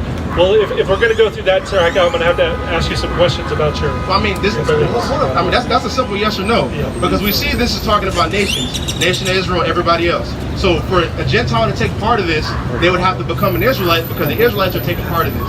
Is that your point in this? Well, not according to the promise of Abraham. If you believe in faith, you're going to become a true believer to God. Well, no, that didn't answer my question. And so there's some ambiguity in Christianity over that question. That's why it's a harder question. So it's ambiguity. Okay, then. No, that means by ambiguity that means you don't have an answer. That's what it is. But there's just so much ambiguity behind it. I couldn't give you an answer about what the Bible says, but for some reason, there's no ambiguity on Revelations 9. Ambiguity. I am scared of what he's saying. That's what the hell he's saying with his scary self, man. It's just like, what are you talking about? I said translation, he is scared to go to Revelations because it will reveal how much of a lie his life has been. But look at this. Right, because for people who don't know what ambiguity means, it's like it says the quality of being open to more than one interpretation, inexactness, right? Okay, so that means let's say you're correct. What is your interpretation? What's your interpretation of it? What is your interpretation? If it's open for interpretation, what is your interpretation of Isaiah 61? Because I gave mine. I'm just trying to see how yours works with what the text says, and you don't have an answer. That means that's you don't have an answer. There's no. It's just open up. That's Isaiah 6, bro. Even let's just be honest, bro. Small hats. They believe this says what it says. That's what they believe. Y'all not about to run up on them, but y'all gonna run up on us. But that's another story, right? They believe that says what it says. Christian scholars, Judeo-Christian scholars will say it says what it says. It's not ambiguous. You just don't have an answer for it because you don't know the Bible. That's the problem. There's difference of opinions. Okay, that's fine. But right here, before we leave it, because I don't think you're prepared to deal with this. Before we leave it, right? It says Zion's going to be the priest of the Lord, and the strangers outside of Zion are going to be working the fields. This is positive for one people, and that, because matter of fact, read verse 2. Isaiah 61 and verse 2. Yeah. To proclaim the acceptable year of the Lord. Yes, salvation. And the day of vengeance of our God. So somebody's getting the acceptable year of the Lord, and somebody's getting the day of vengeance, right? The acceptable year of the Lord is the people who's going to be the priests, right? You say Gentiles can take part of that. And it says strangers outside of that are going to be working the fields. So those Gentiles you believe who can be saved, right, and take part in the acceptable year of the Lord, they have to at some point, from what you believe in, have to become what, spiritual Israelites? Yeah. Is that what you believe? They have to come by faith. Like you're asking the question again. I already told you that there's a difference of opinion. Okay, you're not prepared for that. Go ahead. You're just not prepared to deal with the Bible. You're just not prepared to deal with subjects that directly contradict your theology. Oh, my bad. I just assumed since you came over here with these 4K high quality cameras, right, and with a speaker on and with somebody holding your sword. Well, he's not even reading. Somebody holding your sword. I just thought you'd be qualified to deal with the Bible. He looks like he's scared. Who? Who are you talking about? The dude who's supposed to be the reader, he looks like he just does not want to be there. Yeah, because he knows what's happening. He's like, damn, out the gate we're confounded. 7 minutes out the gate we're confounded already. Damn. But that's it. Why would you upload this? He couldn't wait to get home. Like, I think I let like a week and a half go before we even dropped this. Like, why were you so excited to run home to upload this? You look at his comment section, it's just people like, dang, y'all got destroyed. Dang, you didn't have no answers. Dang, y'all being disingenuous. Why, come on. You watched this footage back. You watched this footage back and thought you really did something. Thought you really did something, right? And uploaded it. And now you can shadow. Look, man. You see that? Like, if I'm getting you against the truth, but for it. Before it. And it drew everybody. You can't do anything against the truth. You can only do something for it, man. That's all you can do. That's it. Well, let me ask one question here, just so to clarify. Because some of the camps have difference of opinion on that. When it says the light to the nations, you actually mean nations being actual Gentile nations as opposed to those from the northern tribes? Do you know what the light to the nations is? Yeah, we just read it. We started reading Isaiah. Isaiah 60? Yeah. But my question to you was just simply, what do you believe? Because some Hebrew Israelite groups believe that the nation's referring to the northern tribes. No, I think you'll have a different breakdown. I ain't never heard anybody break it down like that. I don't know who you watching to where you say they're gonna read Isaiah 60 and talk about that's the northern kingdom. How could that possibly? Okay, so the only way for that to work, is that the northern kingdom isn't going to be glorified then, because the people who's getting the glorification is Zion. So, matter of fact, let's look at this. Let's look at it. I don't think nobody breaks it down like that. Not that I've heard. This is arise, shine, for that light has come, and the glory of the Lord is. The darkness shall cover the earth, and gross darkness the people. So for it to work, is the northern kingdom is coming to this light. You're going to say in the kingdom, the northern kingdom is going to be in darkness to come to the light. How does that work? What prophecy says that? I hope nobody's breaking it down like that. It's a gross darkness to people, but the Lord shall arise upon thee, and his glory shall be seen upon thee, and the Gentiles shall come to thy light. So if you're breaking it down as the Gentiles means the northern kingdom, and I know I've heard Hebrew Israelites say the Gentiles is the northern kingdom in Paul's epistles. You got to stop doing that, right? I'm going to explain why, but let's just say in this context, where it says like, and the Gentiles shall come to thy light, and kings to the brightness of thy rising, you're saying they're coming. They had the glory hasn't been given unto them.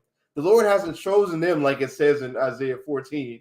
The Lord hasn't shown the glory to them. They're in darkness in the kingdom and coming to, I guess, coming to the southern kingdom to get the light. That doesn't work. That doesn't work.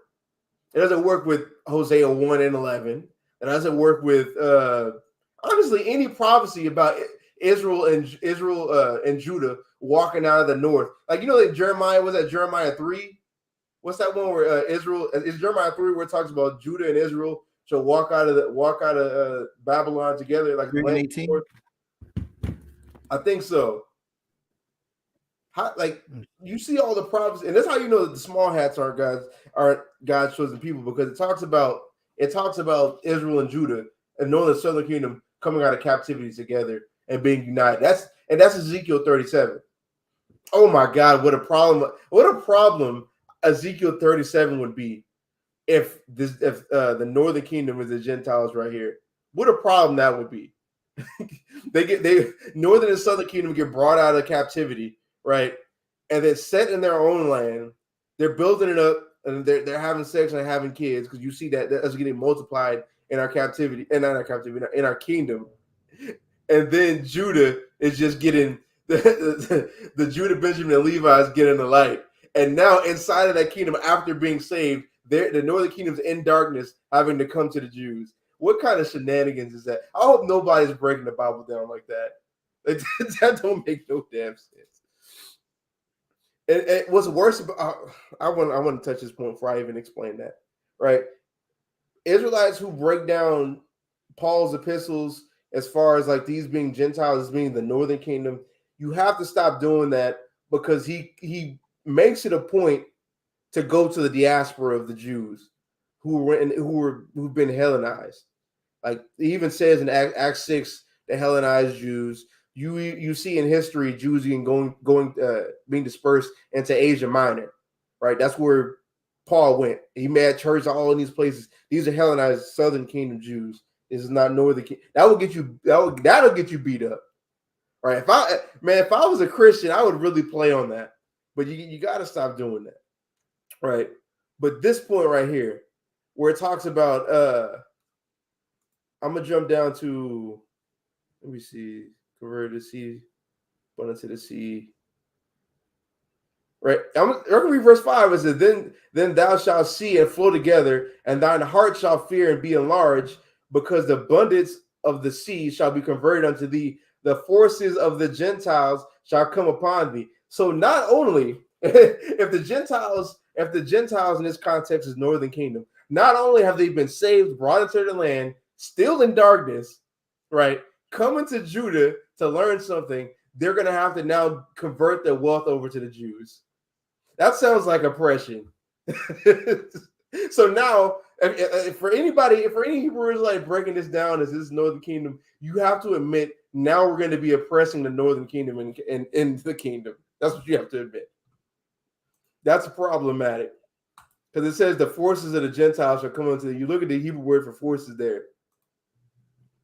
This strength, might, efficiency, wealth, army. Like, this is really going into their wealth and the things they have, their power. Right? You know, money is a defense. So you see all that that's been given to the southern kingdom. That don't make no sense, man. I hope nobody's breaking it down like that.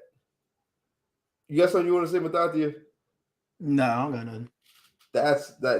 That's you just not understanding prophecy. Christian In understanding. Isaiah 60, That's You said what? it's madness. I said a Christian understanding prophecy. That's madness. Well, no, I'm talking about, because he said Hebrew Israelites was breaking that down like that, and I was saying like I never heard nobody break it down like that. But if they are, I mean, if they are, you should stop immediately. You should reconvene immediately. we're talking about right now. Get Isaiah 60. I'll show you what I mean. Book of Isaiah, chapter 60, from the top. Arise, shine. Somebody get over here. Well, that's when Kurt Franklin came. I'm gonna skip a little bit farther, because I mean he didn't have he prepared for me to he basically prepared for me to say that that's Northern Kingdom, and it wasn't happening. And his glory shall be seen. For in my wrath I smote thee, but in my favor have. Oh God! You see how I said? He said he know one. He baited Ariella in Romans 11. Oh no! Oh no! That's the last person you need to. That is the very last person that you want to do that with. Yeah. I wonder how many times he got cursed out. Have I had mercy on thee? Therefore thy gates shall be open continually. The forces is y'all's will. That's the Hebrew word. Gotcha. So I got a question here for you. This is just to kind of make the conversation a little easier. I just wanted to ask. This part was so stupid, right? This part is so stupid. And this is what frustrated the hell out of me in the comment section, because they were talking about, oh, he didn't have no answers for none of this, bro. This man, what he's about to do, he's prepared a list of names, didn't write no type of context at all, and just said, "Who is this? Who is this? Who is this?" And I'm just looking like, I'm just thinking in my head, I said, first of all, I'm not about to just answer some name. Who are these people in the Bible for you to try to now take that, and now you already have something waiting for me. That's all. You already have something waiting for me. I see the blitz coming, right? It doesn't. I can get all them names right. I see the blitz coming because you are now going to be able to take control of the debate because you said this, but you said this, but you said this. I now lose all my power by giving his man an answer for these questions. And people are so stupid in the comment section to not know that kills me. Like, y'all don't debate. Like, just sit on the couch. People who sit on the couch, you have no right to tell us how to debate, to tell anybody how to debate. If you're gonna sit on the sidelines with the rest of your people who don't care about your nation, you have no right to tell us what happened in this debate. You need to sit down and watch and take notes. So maybe the Lord put the Spirit upon you to actually do something with your life. That's what you need to do, right? Respectively. Ask you on these people whether you believe that they are ethnic Gentiles or ethnic Israelites. The Gentiles coming to the light? No. These are just, well, it could be, but this is just names. Like, for instance, about one of them is Ruth. Do you believe she's an ethnic Gentile or ethnic Israelite? I think Ruth. I think she's a Gentile. She's okay. Yeah. And the only reason I answered that one is because I thought he was going to say, okay, now, well, you see, she said, my people, my God to be your God, and my people to be your people. I just thought, let's go ahead and go to it, man.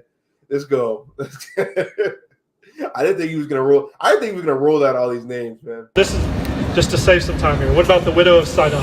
And that one, that like right there in my head, I'm just looking like a widow. And do you know how many widows that there could have possibly been inside? What context? What are you talking about? What are you talking? How many people fit that description in the Bible? What do you? I'm sick of my head. What time is it? It's not 9 yet. Scary hours. What the fuck are you talking about, bro? I'm just gonna be honest. Facts. What are you talking about? What about the widow in Sidon? I'm just like, who? I don't care about some harlots in Sidon, right? I could care less, bro. I could care less. The widow of Sidon in 1 Kings 17. I'd have to see it. Luke 4. I don't see how that's relevant though. Well, because it'll save time in the discussion. Whether I have to break that down to you. It'll save time and discretion, so I can have my prepared arguments for when you say this is this and this and that. That's what it is. That's what he's saying right there. Explain why they are ethnic Gentile or ethnic Israelite. Okay, wait. You don't get my point. Like, you wouldn't have to go through all that if you understood my point. When with us being a light to the Gentiles, everybody outside I moved past that question. I'm asking another question to get into that. I only talked about light to the Gentiles because you were talking about that before. Yeah. So I'm just asking you if this list of people, whether you think they're an ethnic Gentile or an ethnic Israelite. You don't have to give me the breakdown. I'll take your word. That's fine.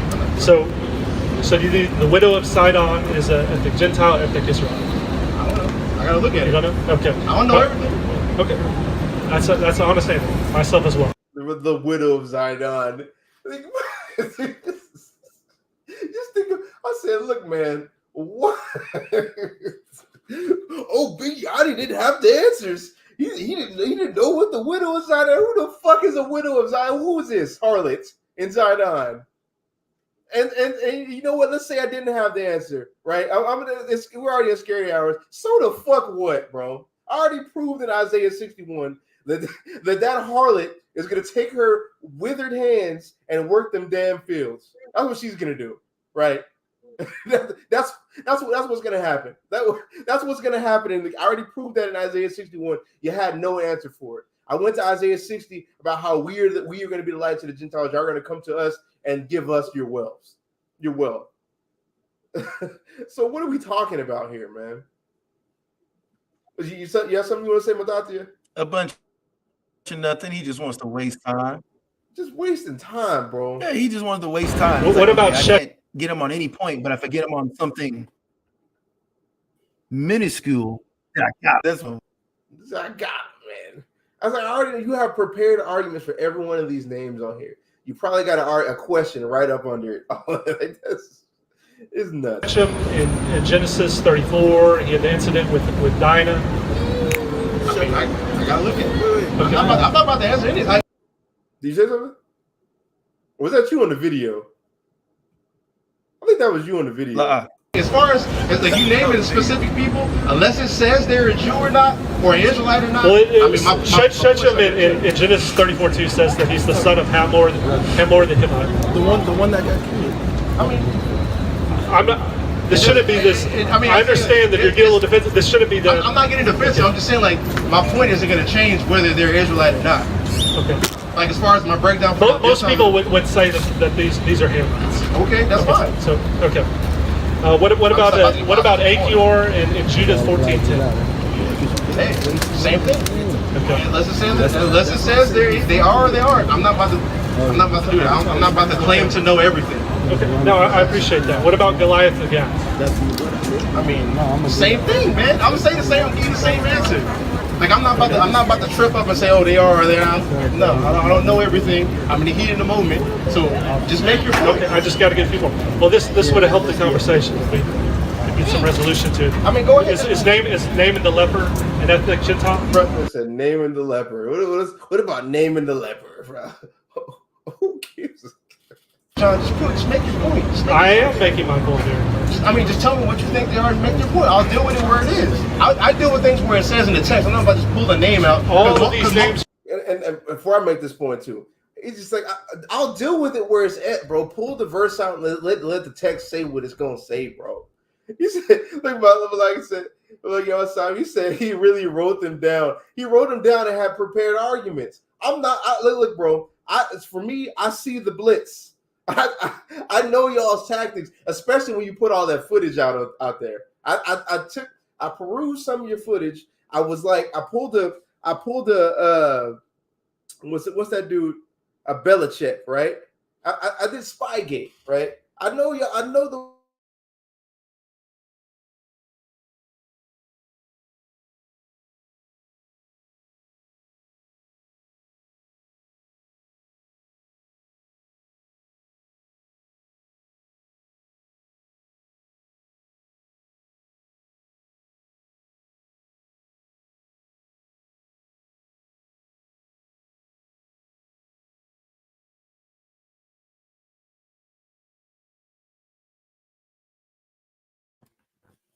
Not too sure what happened. It looks like Yachty froze. Yachty, you might have to go out and come back in, bro. You might have to. Am I still coming in loud and clear? Or is it just Yachty?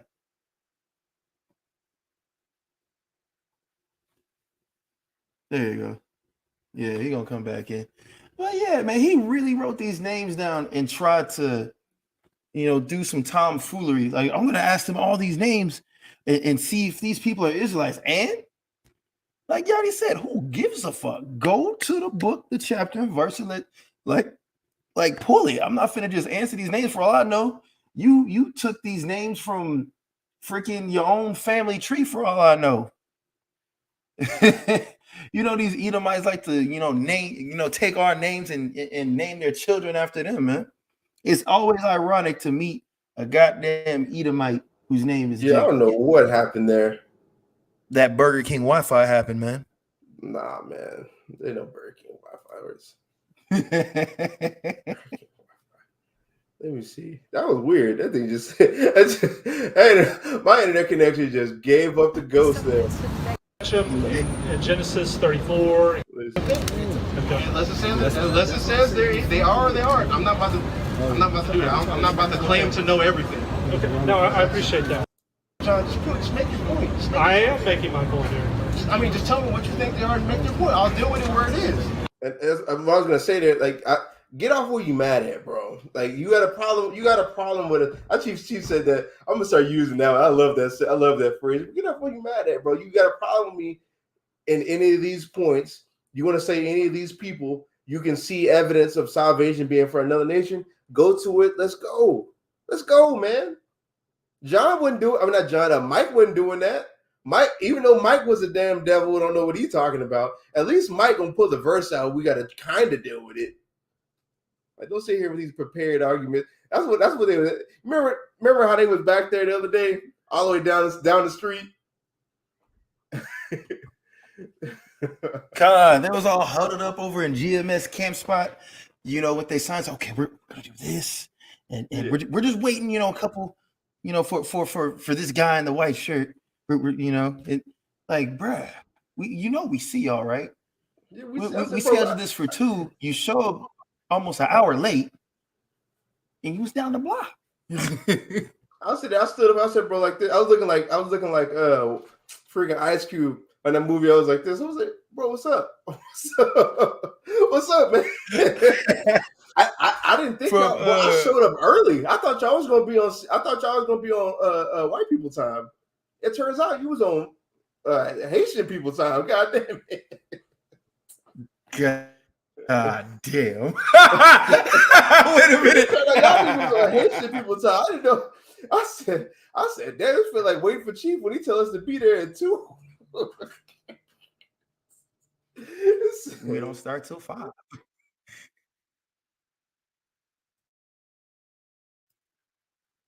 Yep. His connection did it again. I see it.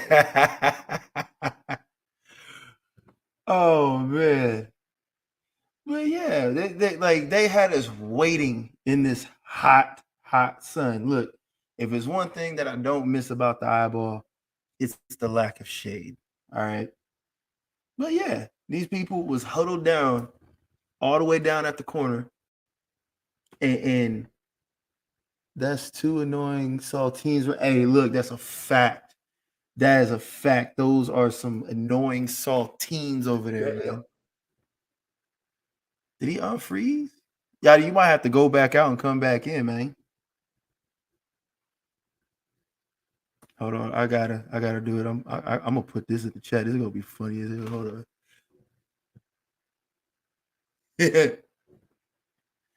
But yeah, man. That part, he got cut mid-laugh. Look, at least it's a joyous one. I might be able to turn that into an epic Yachty meme. I might. But yeah, as you can see, like they had this dude, you know, we thought he was going to be a little bit more scholastic, you know, a little bit more prepared in his arguments. Obviously, that wasn't the case, man. He decided to go toward a list of names and just ask us randomly, are these people Israelites? It's absolutely ridiculous. Yachty with the shoddy. So don't. I forgot, bro.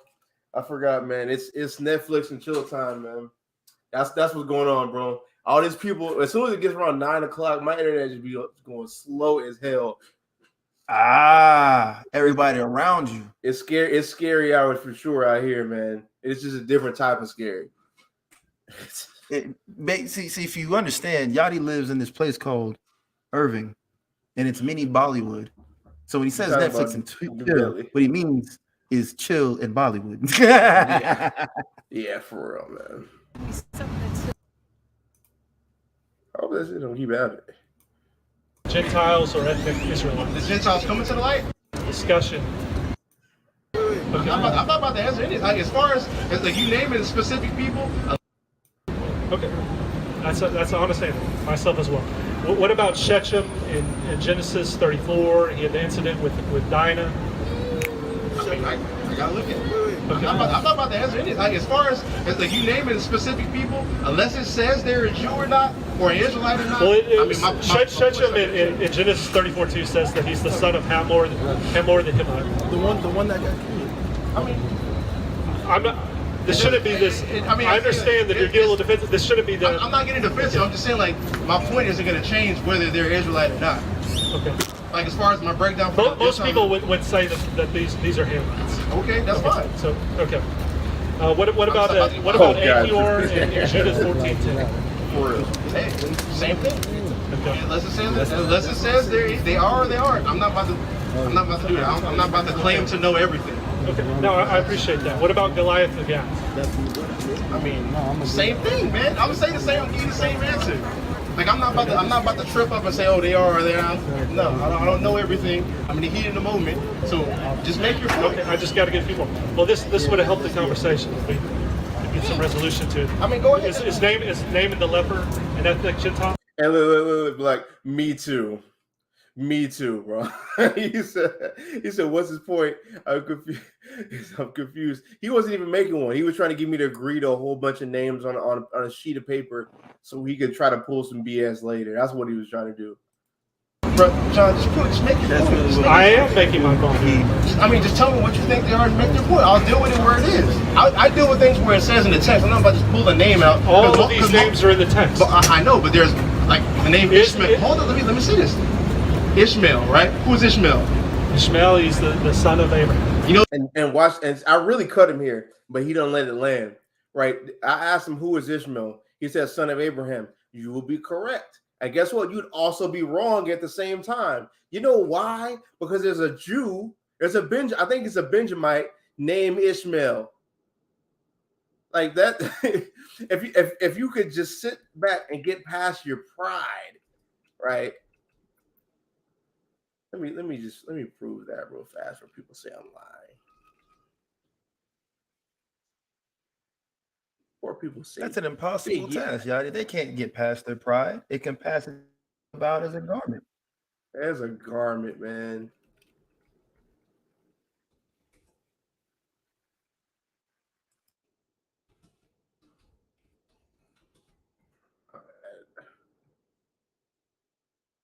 My ass. See, every time I log back off, it closes out all my damn tabs that I had open for this.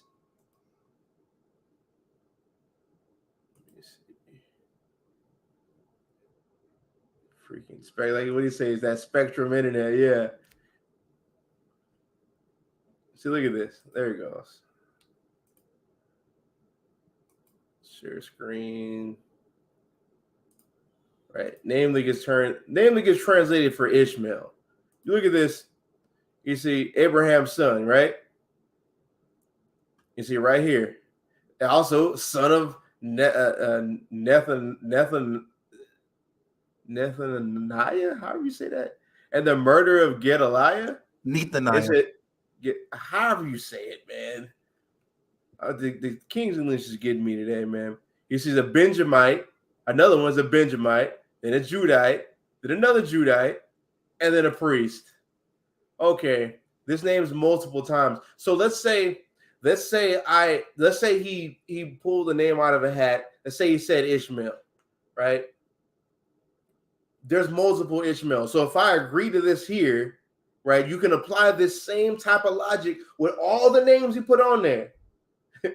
Some of them could be an Israelite, some of them could not be an Israelite. So now that I've agreed over here, right, he can pull something out of his ass later and try to be like, oh, well, you said this is an Israelite. Multiple names. You don't just see. I mean, there's a lot of times in the Bible, right? Before I put my foot in my mouth, right? There's multiple times in the Bible where you see people have see a name being used more than once, like Ishmael. Here's like 1, 2, 3, 4, 5, 1, 2, 3, 4, 5, 6 times. 6 times where his name's used, and it's different people every single time. He said, "With a real Ishmael stand up." Yeah, bro. That's funny. Oh my God, that's great. We're the funniest. Like, look at the sidebar. We're the funniest people on the planet, bar none. That's a fact. But this is this is why you don't agree to a piece of paper full of names, because in the Bible there's multiple people named the same name. So if I agree to an Israelite over here or agree to a Hamite over here, and you pull something else out over here, I'm gonna look like a fool. And now I have to give this analogy, and now I'm gonna look like I'm lying and running.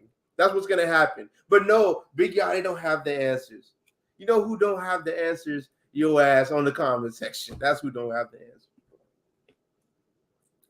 Y'all be killing me, bro. There's a Jew named, an Israelite named Ishmael, right? Is that the one you're referring to? No, I'm trying to illustrate a point. If you name a name out there, is there another name in the Bible? He playing games. So what are you talking about? And when that point, he knew what was coming, right? That's why I said that. That's why I said you're playing games, John. I'm not playing games. You're getting defensive. I'm just asking you a question. Is it a Gentile or is it Israelite? This is a big deal by a lot of your beliefs, and I'm asking you a simple question, and you're dancing. It doesn't. It doesn't matter, because all that's going to lead to the light to the Gentiles, right? My breakdown isn't changing off of that. So make your point. It doesn't matter. Just make your point. That's all I'm asking you to do. Just make your point. I don't get boxed in. Like one thing about me, I'm not about to get boxed into things. So go ahead and make your point. Okay, I just got a couple more. Are the Ninevites and Jonah? Plead the fifth. I'm pleading the fifth. Just make your point. Okay. Well, how about this one then? Your brother in arms, Deacon Hakah. I think you made the argument that centurion and a servant in Matthew 7 and Luke 8 was actually a Gentile. Do you share that belief? You see Deacon? I don't see Deacon. I don't see Deacon. I mean, that's cool. That's cool. I'm not getting boxed in. Just ask your question. Just ask your question, bro. Just prove your point. That's all I want. Just do that. You were the ones who were debate about soteriology. Let's talk about. I'm not talking about random people in the Bible. Well, I honestly thought this. And that's the point. I'm so it irritates the hell out of me when people say I got confounded right there, bro. I said, bro, his entire purpose of coming up here to this debate was soteriology, proving Christ came to save everybody. That's what you said. You think soteriology is for everybody. You think salvation is for everybody. You came here to prove that. You disagree with us about it being exclusive. You came here to prove that. I don't care about no names or no people. I don't care about no damn whore inside on. Right? I need you to go in the book and tell me. And he said, "What the hell, bro?" He said, "I need you to go in the book and show me where salvation is for all nations. Thank you. Come again." It's going to take 2 minutes, so some of that's because you're being defensive too. I'm not being all right. Just make your point. That's all. Okay, fair enough. You believe salvation for everybody, not just Israel. Prove that. That's what you got on the mic for. Okay. Well, let's talk about Revelation 7. Okay, go ahead. Like Revelation 7, I know you. I love it. Have a nice breakdown to it. Obviously, it starts with fourth grade, talks about the 144,000, and then it says the verse in Romans in number 9, where disobedience said, "Lo, I see a great multitude, more than any man can number, out of every people, nation, kindreds, and tribes." I understand that you already have I've already I've heard your breakdown with regard to people, nations, and tribes, or excuse me, people, nations, and tongues. But I do want to talk to you about the kindreds there in that verse, particularly 9 specifically, because it goes with the Greek word phule. And I'd just like to give you a chance to kind of give your breakdown, and then I'll kind of answer. Okay, as far as phule, like it says in the Strong's, that's somebody who's a descendant of the children of Israel. That's not needs 90 deeper. I just kept but that's it, right? Like I'm gonna tell you how much of a 40 chest asshole I am, right? I knew it's phule, right? However he wants to say it. I just purposefully just kept saying it wrong on purpose. In an off chance he would say something. just like when he says his name John, I just keep calling him Jonathan. I just kept on.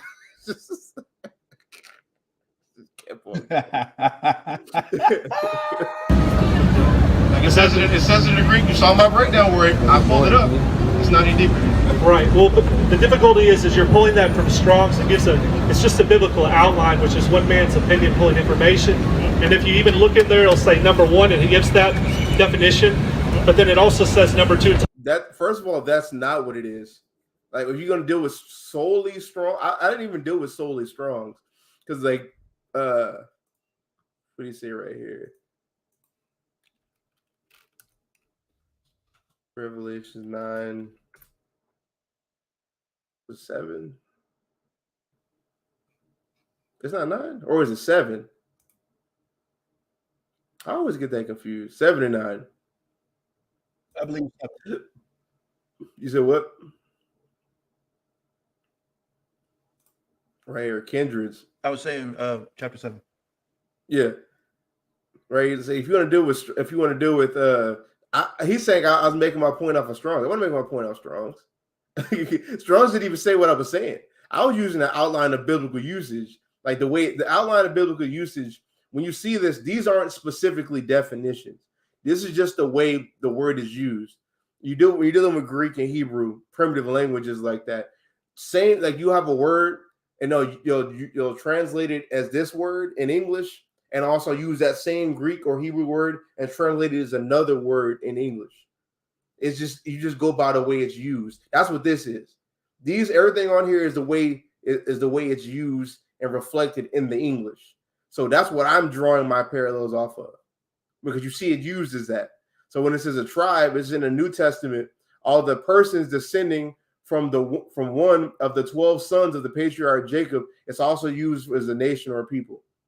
Of course, ambiguous, just like all the rest of the all the rest of the Hebrew and Greek words. Like, it's used multiple different ways.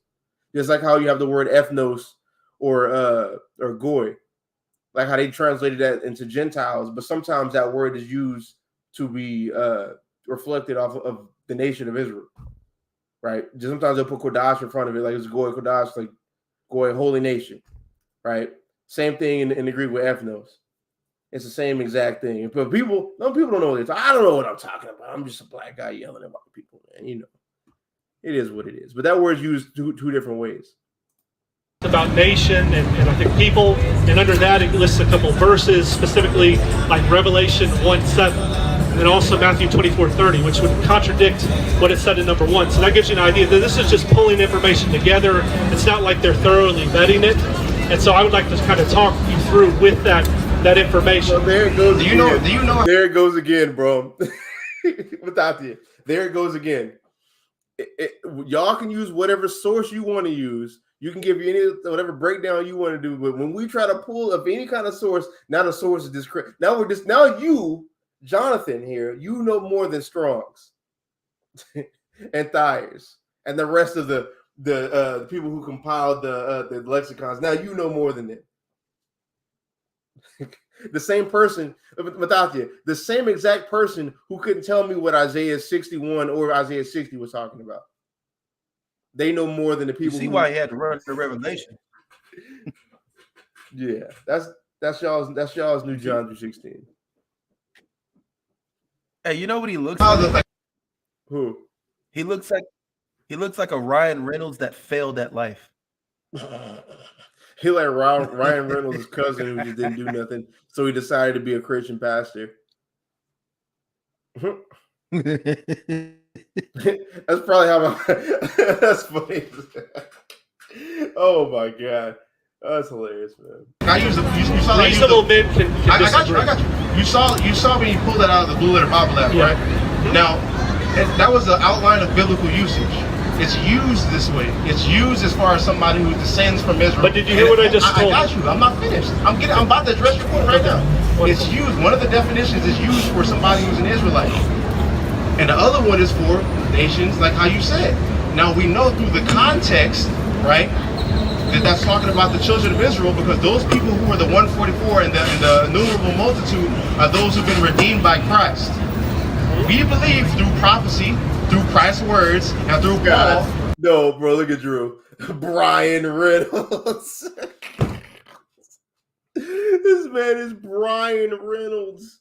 He's great value. Oh my God, he's great value. He's great value Mint Mobile.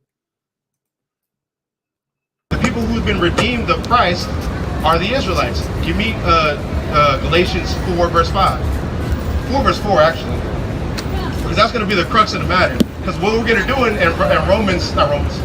Revelation 7 and 9, you're going to say that's talking about other people. I'm going to say that's talking about the children of Israel. The way we break that down and see who's right, we have to go to who Christ died for, because that's the people who are going to be redeemed. Well, we first want to start within the book of Revelation. I know. Before we go to other verses. I got you. I addressed that though. Your breakdown of that is, that's talking about everybody, right? All nations, correct? Yes, when it uses that fourfold meaning of people, nation, kindred, and tongue, that talks about everyone. And it's also, you want me to, I want to stop right there. I just wanted that understanding. You believe that's everybody. I don't believe that's everybody based off of... You believe it's the 12 tribes only? Yes, and the only way we can come to an agreement on who that is, we have to see who Christ died for, because that's a common denominator.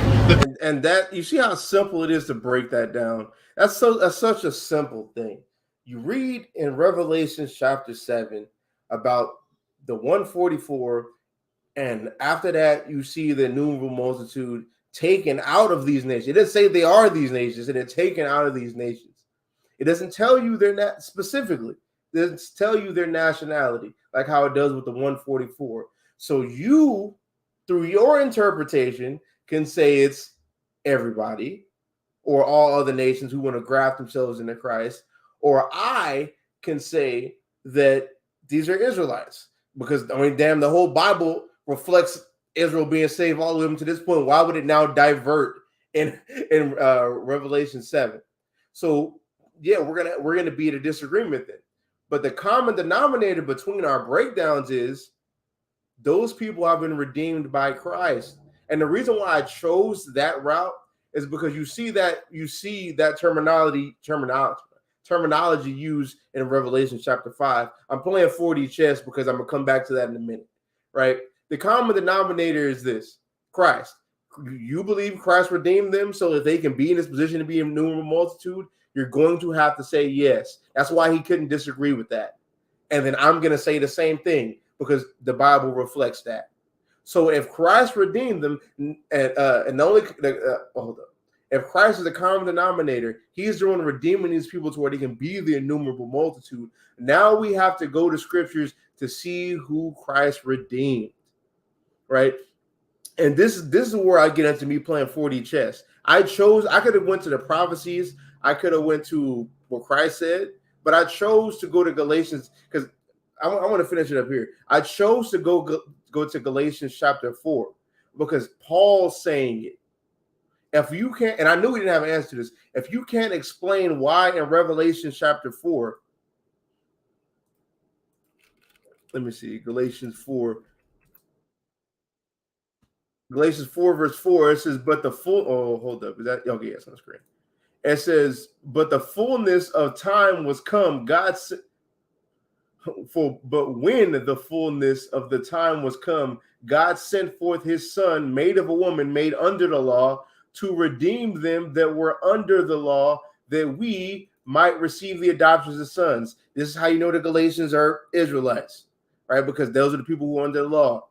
If we, right, Paul and his audience, they're receiving the adoption as sons. It really goes with Romans chapter 4. This is what I mean about I'm playing 4-dimensional chess. If you can't explain this right here in Paul's epistles, you can't now try to give a breakdown out of Paul's epistles later to try to combat me, because now you're still bumping your head on Galatians, the 4th chapter. You're in a freaking conundrum if you can't explain that. And then at the end of the day, you couldn't. So now I know you, because y'all, since I know y'all's ideology and all of y'all's basically soteriology and what y'all think salvation is hinged off of what Paul says, now you can't even use Paul. I've taken Paul away from you. People I think ahead, bro. I've taken Paul away from you, and I've now put the argument towards the redemption, which sets up a breakdown in Revelations I didn't get to go into. 4-dimensional chess. I've taken Paul away from you. You can't go in Christ's letters and see him dying for anybody else. You can't go to, and here's the thing. I've taken John 3:16 away from you because you know we're going to break it down, and you don't have nothing to back it up except just that verse. So now you can't even go there, and you can't pull nothing out the Old Testament. What you gonna pull? Isaiah 49:6, where it talks about see the light to the Gentiles, to the salvation to the end of the earth. Go ahead and do that.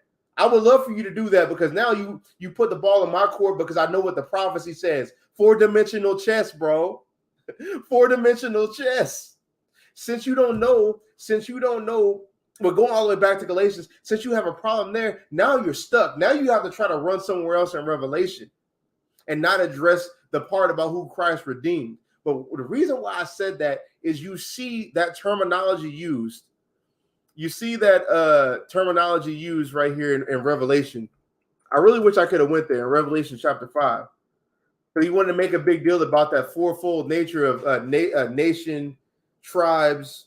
What's that? Nations. What is that? Let me see all 4 of them, so I don't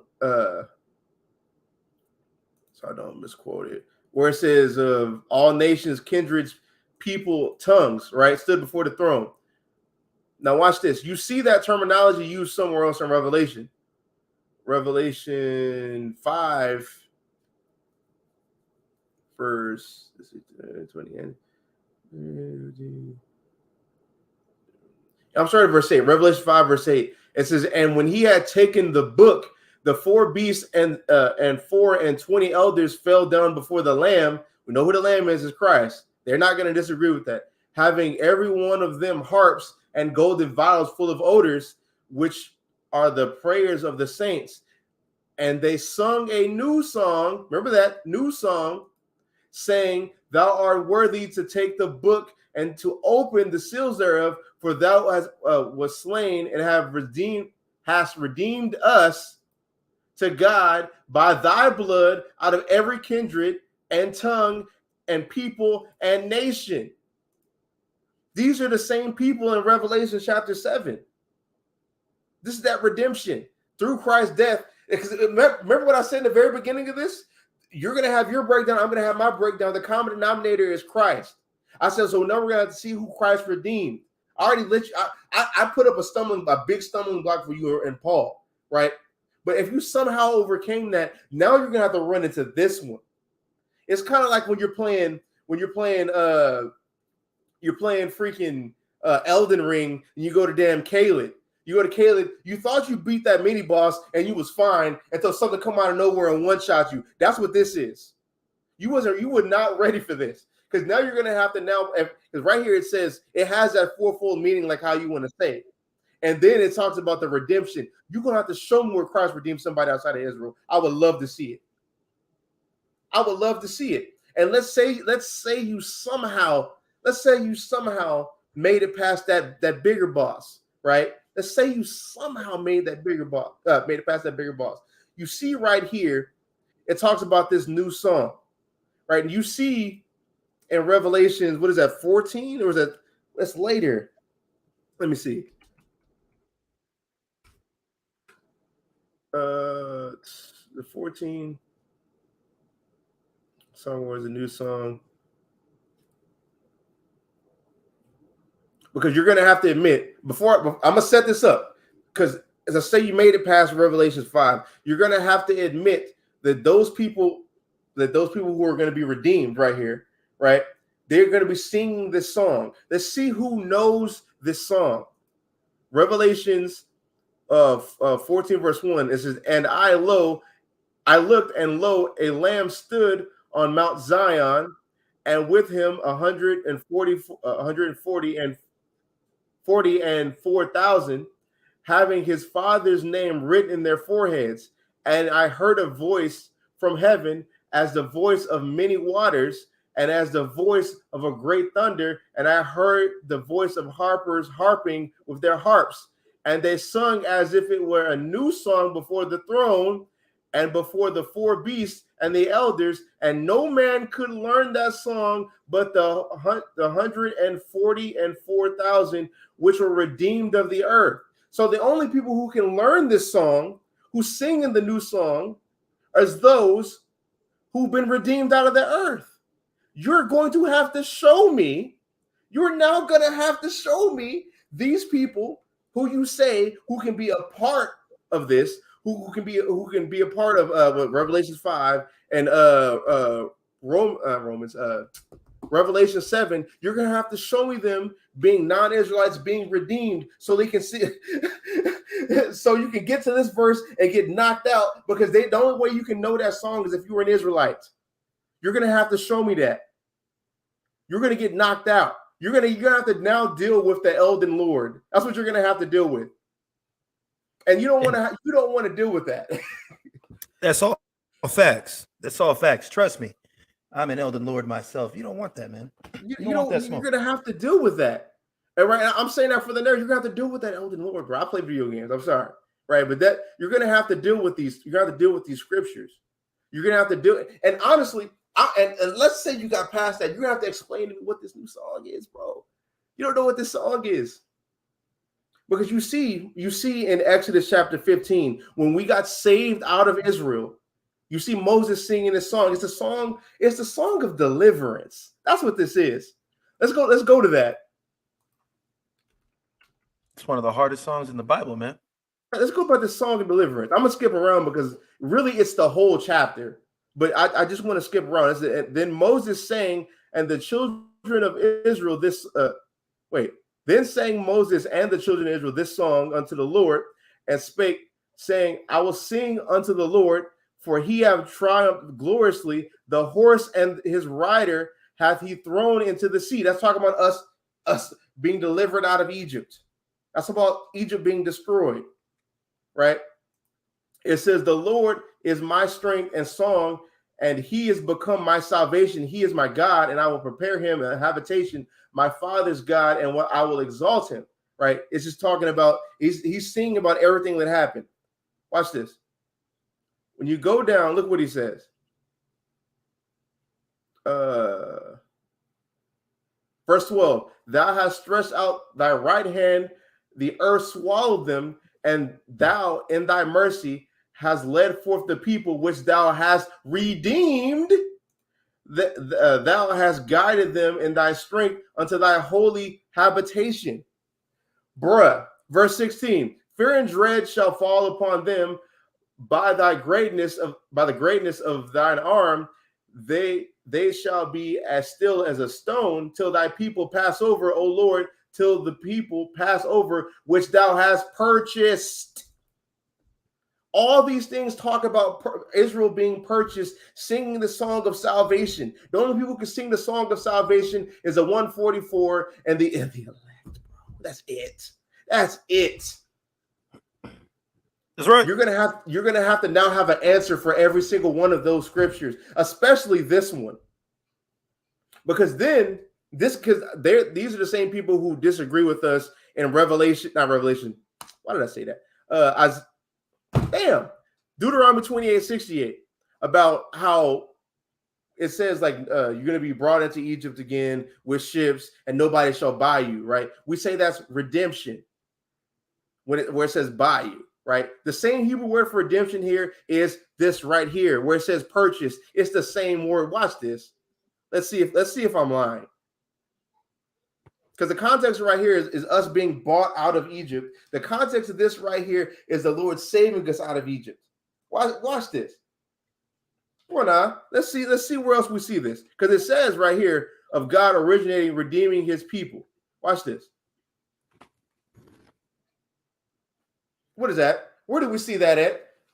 In Deuteronomy 28, verse 68. So when Hebrew Israelites say, when nobody shall buy you, that's not talking about somebody literally buying you, as like how they try to break it down. This is talking about being redeemed.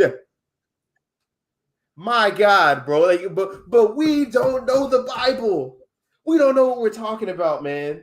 Hebrew Israelites just be up here just lying to the folks. We up here just evil. We're the evil. The evil circumcision, right? We don't know what we're talking about. That's crazy. That's crazy. And that's what I had like this. All those precepts I had lined up in my head. But if you can't get past Galatians, if you can't get past the freaking chess play that I played right there, I mean, ain't no point even bringing all that out. You stuck. You stuck, man. But yeah, you got something to say about that there? Nah. You already covered this. This guy is just see what you're seeing here is Yachty playing with his victim. Is what's going on. That's what's going on. Yachty's just playing with his victim at this point. Because like you gotta think about it, like, and honestly, no, it seems like here's the thing, bro. And I've been trying to tell people it's not as like when you were debating people. Or even not even debating, when you're trying to reconcile the scriptures, especially as far as soteriology, there's only so many angles you can go. Like it's based off in category. Like you have Christ, which you really should go to first. Christ, thus saith the Lord, right? Or thus saith the Lord. Thus saith the Lord Christ. Lord put the words in the Christ said what he said, synonymous. They just the same thing. That's where you should go first. Then you have, that's one category you can go to. Then you have Paul's epistles. Then you have Revelation, prophecy, all these things.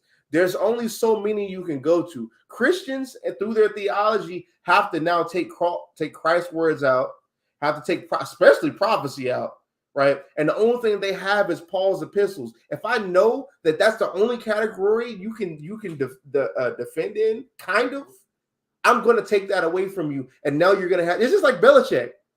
It's just like Bill Belichick, right? What's your top 2 best playmakers? I'm gonna take them out of the game, and I want to see you beat me. Let's go. Let's go, bro. Like that's how it is. It's just like we watch sports all the time. Like we watch sports all the time, bro. Like it being Israelites, we're masters at it. You look at basketball, football, you're gonna see us, bro. There's so many things you can learn in that and apply into this truth that makes you better. And I realize that. Just like when you see in Proverbs, I think Hosea brings this out all the time about like when you look at the ant, consider the ant in his ways, right? That's just like who said that? I think that's Solomon who said that. Solomon was like, consider the ant. Pay attention to what's going on. You can learn from that. We can do the same thing with everything on the earth. That's what it talks about a spiritual man judgeth all things, right? People just apply that for just people, but you can look at everything and learn from everything. The Lord made it so. You know what I mean? Like the Lord made the ants move this way. The Lord made people to move this way. The Lord put things in operation that we can learn from. And we can apply that to this truth and be better swordsmen with this truth. Because these Edomites don't have that. They never will. And that's what makes you better. That's why in Romans 3, it talks about the word was committed unto us. The oracles of God was committed unto the Jews. That's what makes us superior. You already have the victory by just being Jacob. That's right. But yeah, man. With that, I mean, do you have anything you want to say, Matati, before we close out here? Other than that, you know what I'm saying? Y'all make sure to like, subscribe, share. You know what I'm saying? Make sure, if you got some Hebrew Israelite clothing needs, make sure you go to Urban Gorilla. That's urbangorilla.com. That's URBNGRLA.com. You feel me? And as well as, make sure y'all studying, y'all reading, pay attention to these trying times, man. Right? It's, as Assad likes to say, the shot clock is off and the ball's in the air. And LeBron is somewhere crying. All right? Let that man make it, bro. He made it. He made it home. He made it to the bus to go home. Bro, he was so critical about LeBron James, bro. He's been doing this so long. This dude's put up 40 points the other day, man. I know. I'm not gonna take it away from him. Like, bro, and you know what? I'm gonna say it, right? I don't care if I'm on camera, right? I don't care if I'm on camera. I don't think Jordan is putting up 40 points at that age. I don't care. I just don't see it. You want to know why he's not doing his body like that? You want to know why I agree with that? Why because Jordan was smart and got his 6 rings before he got to that age. That's why. See, that's why I don't like this debate, because it's just Hey man, numbers don't lie, man. They don't, man. I mean, see, the reason why I don't like now we're talking about sports. The reason why I don't like making that argument is because if we start doing that, now we want to say the Cowboys is the best franchise, and we can't do that, bro. I'm saying because if we're gonna make the Alpha rings, well, they're not even the best. They're outpaced. They're outpaced. I'm not gonna lie, they're outpaced, but they're up there. But they're really not, man. I'm a Philadelphia Eagles fan. I'm gonna leave it there, right? Because I can go on. We gotta have that podcast that we were talking about, Mel. We gotta have that podcast. I got a lot to say. I keep telling y'all to open it up, man. I got a lot to say, man. I just be busy. Hey, man, everybody off on Sunday. Yeah. I just don't, man. But yeah, man, we close it up, man. With that, I'm gonna say, call all Yahweh Ba Shem Yahweh Shai and say Shalom, man. Shalom.